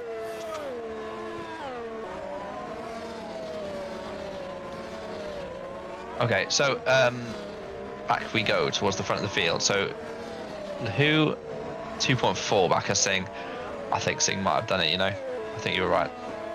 Thank you. Give yourself a pat on the back. There we go. I will, don't you worry. Ragusa versus Lahu then for the final podium position. Ayres is there. Does he have enough time though? Because we're about to start. Okay, so we're starting the penultimate lap now. So there's 2 laps left. He's got a ton of straight line speed, and it will come down to who's got what P2P left, push to pass, because that could be a big tool as well. But we know Ez has got a lot of straight line speed in that car. Ragusa needs to get past now if he wants a podium, I feel, because otherwise he's going to have a yellow car come in at least alongside him, I would imagine. Where's the move going to be made, though? Are we looking at... Knowing these guys anywhere. Are we looking at the last lap for Ragusa here? Are we looking at... No, he needs to go now. He needs to go now because of Ez. Yeah, 100%. He needs to get it done ASAP. But, you know, this could be, with the speed of these cars, this could be 3 wide into turn 1 stuff.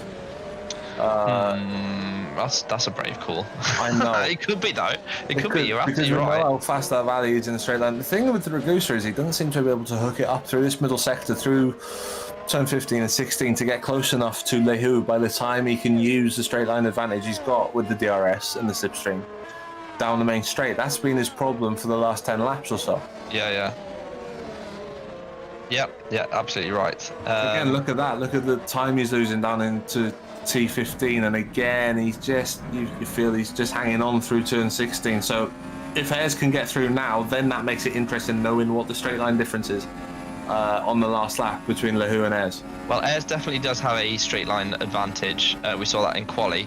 He's got a few clicks over these guys. So yeah, so this is Ez move now. So if these guys got any push to pass left, and Lehu looked like he might use a little bit there to defend, this is the time to use it. So through, go, keep it straight. Through goes Ez. Someone boxing. Oh, Lehu almost lost it as well. Big slide. Yeah, so these guys have not got much life left in their tyres, clearly. Sing's, it's going to be a 1-2 for Road to Formula by the looks of things, which will be an excellent result for them. So, yeah. Ez now on the back of Lehu. This is going to be heartbreaking for Lehu if both of them go barreling past. It's going to be a line, isn't it? It's going to be a tag race. Who's got push to pass left is the biggest question. Yeah, who's got push to pass? Who's got tyres left as well out of turn 16? Traction could be critical. But we're going to have to keep an eye because Owen McGorgy's going to be pretty close to finishing the race in a moment. Well, I want to watch this battle. We know McGorgy is going to win the race. He's done a superb job. Jack Mayer saying in the YouTube chat, the last race we had a winner this far ahead was 22 Japan. Gap was 25 seconds between Grankvist and Bickers in P2. Yes, that was a very strange race from all sorts of points of all sorts of points of view.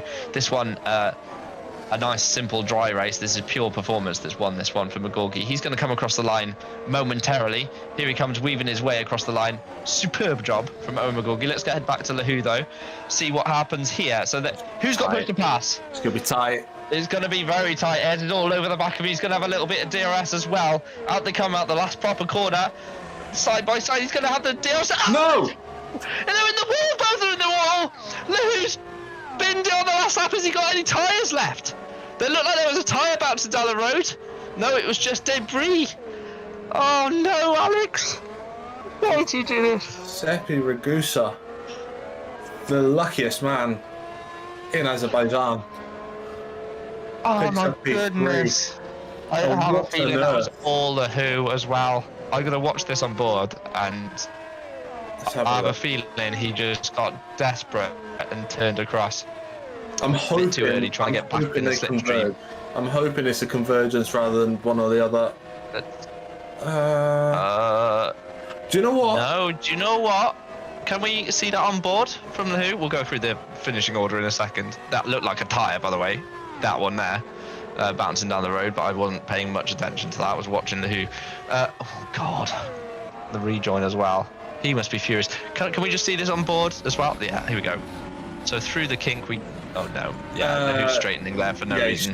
He's straightening through the right-handed kink, isn't he? My initial reaction was it was Michael sweeping across, but the replay, but I think Ez is just following the. Yeah, he's following the track through the right-handed kink, isn't he? Yeah. I think so. Let's Lehu's just gone straight on. That's Lehu coming to the left. Look at the gap he's got on the right. Alex, man. Nightmare. Absolute nightmare. Well, there we go. Road to Formula 1-2, and Giuseppe Ragusa has picked up a podium in the most unlikely of manners. Air's taken P4.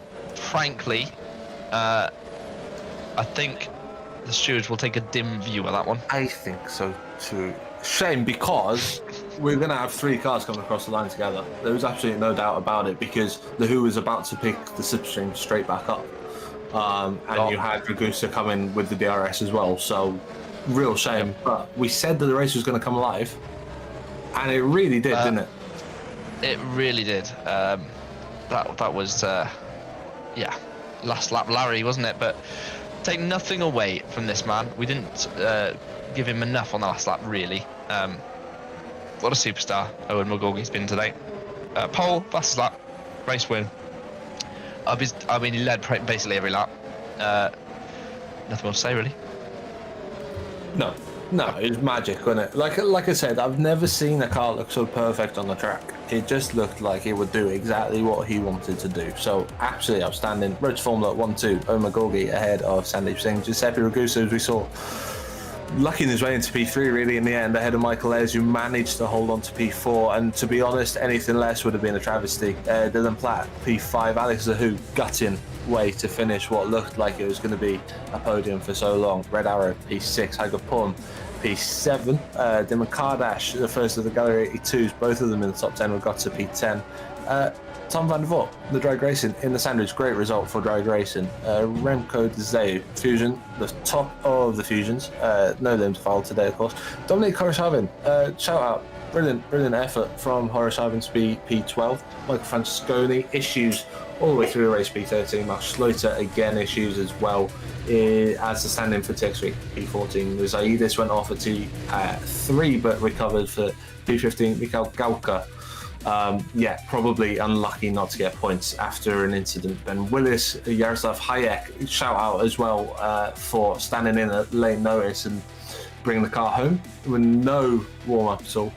And Lorenzo Cappellini rounding out the finishers. Kevin Voice, P20 in the classifications, but the last of the DNFs. You also had Kasper Michalak, Joseph Herlock, who disconnected, Craig Patterson, Flavio Zongoli, and Christian Francesconi. All did not finish. Yeah, plenty of DNFs today. Unsurprising, it's a street track, and it's a tricky track. Speaking of, we have the debut of Jeddah, Chris Williamson. Thank you so much, my friend, for putting that track together for us. We have had to swap the rounds around, but by the looks of things, that layout is going to be wonderful to look at. And it's all his work. So thank you, Chris, and we look forward to seeing you in 2 weeks' time on the 2nd of May for that race. We have a couple of drivers waiting for an interview. Ewan, I'll let you lead off. We'll just drag Owen in now. So, Mr. McGorgy, congratulations, mate. Thank you. Owen, we were just talking in commentary, right? And there was something about that car that just looked on absolute rails today. How do you explain that type of performance? Because it looks pretty lonely out there. I don't know. I just took my Australia setup, put different wings on it, did some tiny tweaks, and then did laps. Like my in the first practice session that I did a 41.3.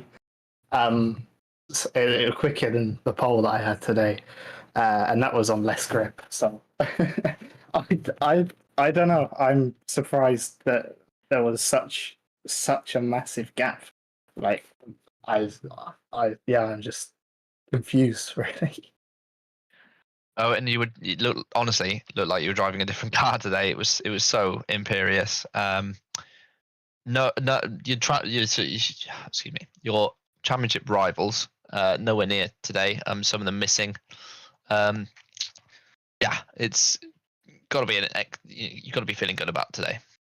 Yeah, I mean, I'm feeling pretty good. I mean, it's a shame that Gobby couldn't turn up and Liam was doing the Formula E thing.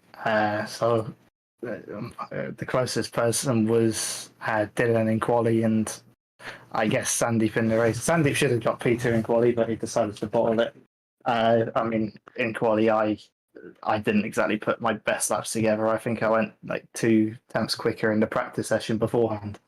Um, yeah, I think I saw the gap in practice and thought uh, the gap was way too big. It was way bigger than I imagined it would have been. And then I did my first lap in quali, and it was rubbish, and I was 2 tenths ahead of P2. So I was, I think, too laid back in quali, and I didn't have that, thought of being under pressure. So I didn't really perform as well in quali as I usually do.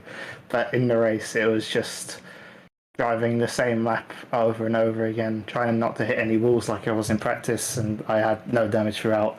Saved all of my push to fast, extended my middle stint, went on softs, and then went for a fastest lap, which I got, I think. A slightly technical question, Owen.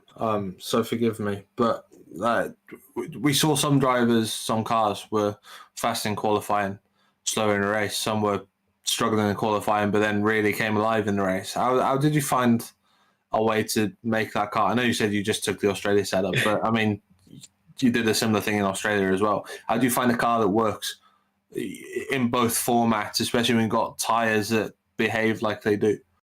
I don't know really. I think everyone thinks because part of the Edge group is to do with the setup thing we have. We haven't used that at all this season, really at all. So I mean, definitely for Australia and Pia, but with the set, I mean, a lot of it was to do with Sandeep at the start of the year, and we've kind of just evolved the same setup, or I've evolved the same setup this whole time. I mean, I click random things on the setup most of the time. I mean, I know what most of them do, and I do know what's going to happen because of what I change. But I think we made such a good base setup at the start of the year that maybe no one else has found. That it's just good in quali and the race, or it's just our driving. I mean, today I wasn't pushing. Apart from the first stint, I wasn't pushing at all. The tyres were absolutely lovely. I haven't got an exact answer for that question. Well, you drove exceptionally well today, so congratulations, Owen. We look forward to seeing you in a couple of weeks at Jeddah. Cheers. Thanks, mate. Just bring Sandeep in for a quick interview. Sandeep, congratulations, mate. First podium of the season. Thanks. Thank you. Yeah. I'm happy about the 1-2. They get the podium. Yeah. Cracking results, Sandeep. Obviously, Owen in a league of his own, but it was sort of a return to the classic Sandeep Singh, wasn't it, today, with, maybe qualifying not quite where you wanted it to be, but then the race you came alive, extending first stint, coming back with a slightly different approach to the tyres, and ultimately, finding yourself in the mix and prevailing.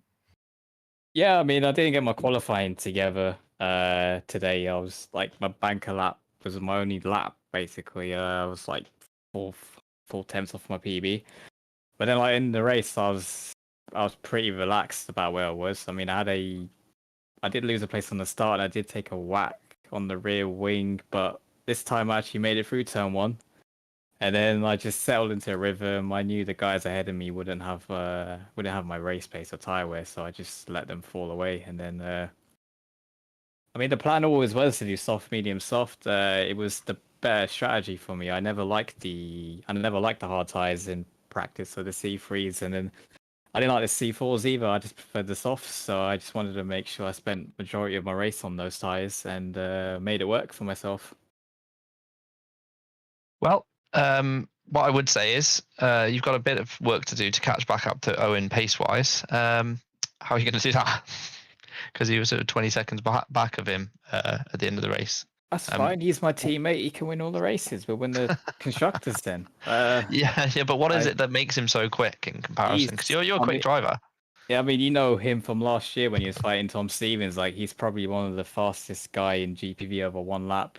if not the fastest. But I mean, I'll leave that for debate in the chat. But I think he is easily top 3 over 1 lap. And in the race, like he's improved so much since the beginning of the year. Like when we started doing long runs, like February onwards, he was not as good on the wear, but he still had the pace, and he's really involved into this more complete driver, and I can see him definitely like winning a title this year. Hopefully, touch wood. Hopefully, I haven't jinxed him because he's gonna come back and slap me for this. But yeah, I mean he's easily one of the best drivers in GPV. I'm definitely so happy I managed to get him in the car this year, and then let's see what he should. Yeah, the sky's the limit for him. Basically, he's yeah. I don't know what else to say. I mean, he's what 1-3 out of the 4 races. I'm just gonna, sit there and enjoy the ride that he's on. I think, yeah. Put me on the spot there. Well, look, we'd all like a teammate that's kind of happy to sit and watch him cook type thing. So, perfect result for the team today, Sandeep, and great to see you back on the podium. So, fingers crossed, it will continue into the next round for you. But thanks for joining us, and congratulations. Thank you. Well, Ewan, that once again was an interesting race. Slightly less drama than we had a couple of weeks ago. Yes. Probably for the best. It was a bit chaotic last time. But once again, I've enjoyed it. I hope all of you guys have as well. Final thoughts, Ewan? Final thoughts. I mean, again, like I said, I know you can't take Owen McGorgy out of it, but take Owen McGorgy out of it, it's really tight. We've got a few different teams battling for the podiums. The Red Arrows were right in it today before their issues. I think we are going to have, regardless of the title battle, I think we're going to have a really exciting next stage of the season. Obviously, we've got, 2 races before the break. And then by the end of the season, obviously, development plays its way in. But the fact that so many teams close together, I think we're going to have a really exciting season ahead. 4 races down, all of them pretty exciting. So, well done, Owen. Yep, he did a great job today, and I certainly enjoyed myself. So thanks, Ewan. Hopefully, I do know we'll be back together in 2 weeks' time. So yeah, looking forward to that. And guys, Ewan's written a fantastic article again on the website about the last round. Please keep an eye on the articles that we put out, and we're trying to make improvements all across GPVWC, and this season is looking positive. So keep an eye out, and yeah, thanks for joining me, Ewan. No, thank you, and thank you for stepping up, Tobes. Appreciate it. No charms. So I've been Toby, and we'll see you guys in 2 weeks. But first, make sure you're here for Super League on Thursday.